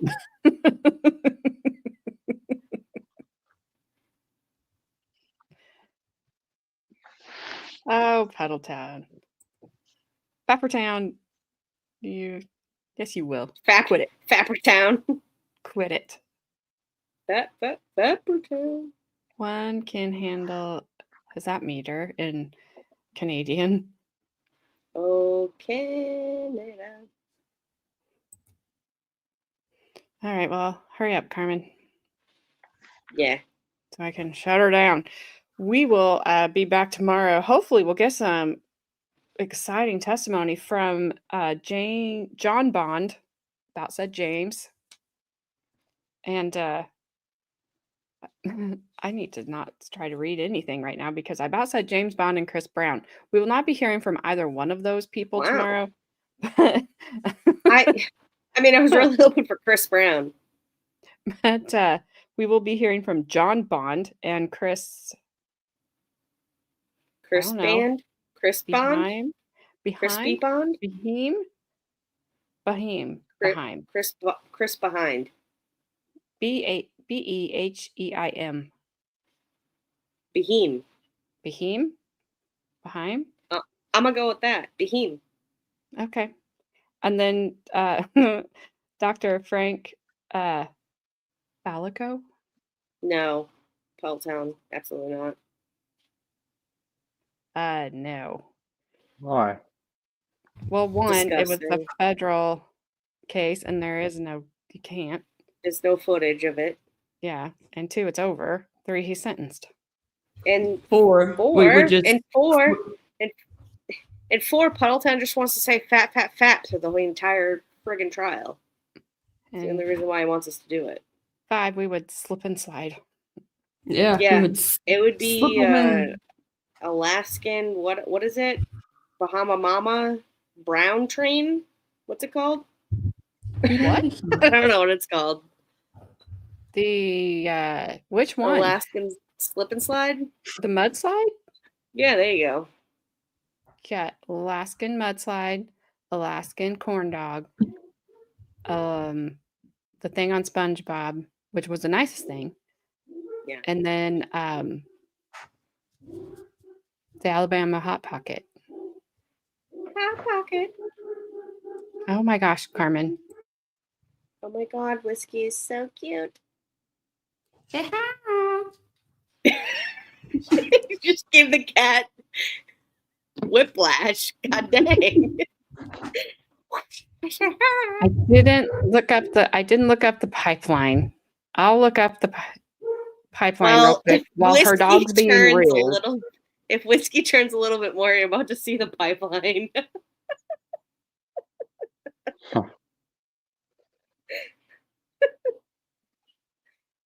Oh man. All right, I think your dog's done being rude. I just like how Google's just ends the stuff I type right now with Urban Dictionary. It knows I don't really want to know what the Alaskan pipeline is. I'm ignoring you two. Why is Whiskey's cat about to be like a question mark real quick? Let's go. No. All right. How is it, Carmen? Anyway. Where'd it go? I don't. I gotta go. Oh my gosh, it's almost time for Grandma's. No, Oh, Grandma's not Grandma's on doesn't tonight. stream tonight. All right, well, you have to stay right here and listen to this, and then you can go. An Alaskan I pipeline. gotta listen to what? Do you know what an Alaskan pipeline is? I can only imagine. Well, you probably can't. Is it explosive? Sounds it. It's the act of, and I'm reading this just how they have it, pooping into a condom, freezing the rubber overnight, and then inserting it into one's anus. Invented at the University of Iowa. Wow. Good for you, Iowa. I mean, bravo. Do you think they like swing it around like a lasso once it's frozen? I mean, you have to. You have to at that point. If you're going to that level, you have to swing it. Now, it says invented by, and it's BRIA. And I can't, when I click to see the rest of it, it doesn't tell me who invented it. Obviously, it was Bry. So. Bry. Hey, Google. Carmen's like, we're going to figure this out. I don't know. Oh my gosh. Oh, I forgot to shut off. They got too much time in their buttholes or whatever. I wouldn't, Brandon, I would not click on too many things in there. I didn't. That's why I backed out. I hate to say I backed out, but I backed out. You backpedaled? I backed out of the Alaska. You backed out. you backed out of the frozen condom. Good job, AJ. Glad you made it out fine. Hoorah. Oh my gosh. Yeah. Oh, well, then turkey slapping seems mild. Turkey slapping. Don't even get me started with these little fucking assholes. Yeah, see, that's why you got to come out here, because I can show you nice turkeys that don't want to unalive you. No, there's no such thing as a nice turkey. They can go fuck themselves. They're little bastards out here. They be just side-eyeing you. They out here in gangs. They're wearing friggin' do-rags and shit. Oh my gosh, Frank. Turkey slapping. The act of lovingly slapping your partner in the face with an erect or semi-erect penis. That's called a mushroom slap. All you can think of is Cosby and Puddin' Pops. Don't eat those. Oh, Puddin' Pop. Hello, Puddin' Pop. Oh my God. Hey, Ash, I'll be a huckleberry. Invented at the University of Iowa by Brian and Andy. Dang it, Brian. 2001. Andy, hey, Brian, you want to come give me an Alaskan pipeline? Brian, you know I can't do that again. Dad will spank us. I mean, that sounds legit. That sounds like something that would really happen. Andy, oh, shucks, Brian. You know how much I love those, Brian. I know, Andy, dear. I know. Danza slap? No, let's go. You've reached your quota for the night. I'll be a huckleberry. Okay, Ooh, we'll be back Well- tomorrow at 6 Candy. p.m. Eastern time for some more of this and that. I don't know which one it will be. We will More have of John that, Bond probably. and Chris something and Dr. Frank Fallico. All words and last names. Phallus? I know Phallic? that just sound Phallic? way too much like other things, especially right now. And thank you, everyone, so much for joining us. Whoever. What Oh, are you doing? Yeah, Oh, it shit. is I forgot. AJ's variety program. don't worry, whoever. We're just talking about Alaskan pipelines. It's fine. Don't. Frozen condoms. It's all good. Frozen condoms filled with shit, banging Yeah. chick. You know, just your normal Tuesday conversation. swing it around your head like a helicopter. You know, it's just the way they do it out there. Don't Google anything you heard in this. Yeah, absolutely. Hey, Exactly, Ash Baguette. no problem. Bob Ross was a cool dude. He painted happy little trees that I can't paint. There's this conspiracy theory about him. Oh, I know about this too. Well, tell it Hey. quickly. No, Painted- it's dark. I'm not doing it. Yeah. Oh, all right. Maybe tomorrow. It's All dark right. and it's too long. All Yeah. right. Well, I'm sure you know, All right. have a good See you second day later. at work. See you guys all tomorrow. Please, if you haven't already, please hit that like, subscribe, and share if you want to share. If you don't, I would kind of understand this time, but I would appreciate it still. Yes, we don't make mistakes here. We make all the Yikes. mistakes, Yep. but still share. I will not. See you guys all tomorrow. Truffle butter. I'm about to 6 Google that right now. p.m. Eastern time. Have a great Bye. night. See you guys all later. Hot mannequin love is kinda uncanny. Click, like, subscribe, ooh, piece of candy. Looking for my spotlight, chasing my vibe. Still looking for my credibility online. Ooh, hot mannequin love, candy on the floor, don't pick it up. Chasing all the clicks, chasing all the views. Credibility's hiding, but I'm bringing you the news.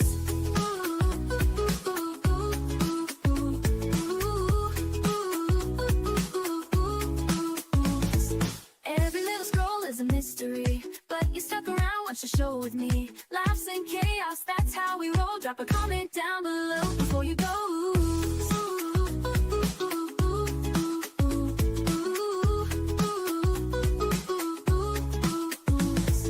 Every little scroll is a mystery, but you stuck around, watch the show with me. Laughs and chaos, that's how we roll. Drop a comment down below before you go. Ooh.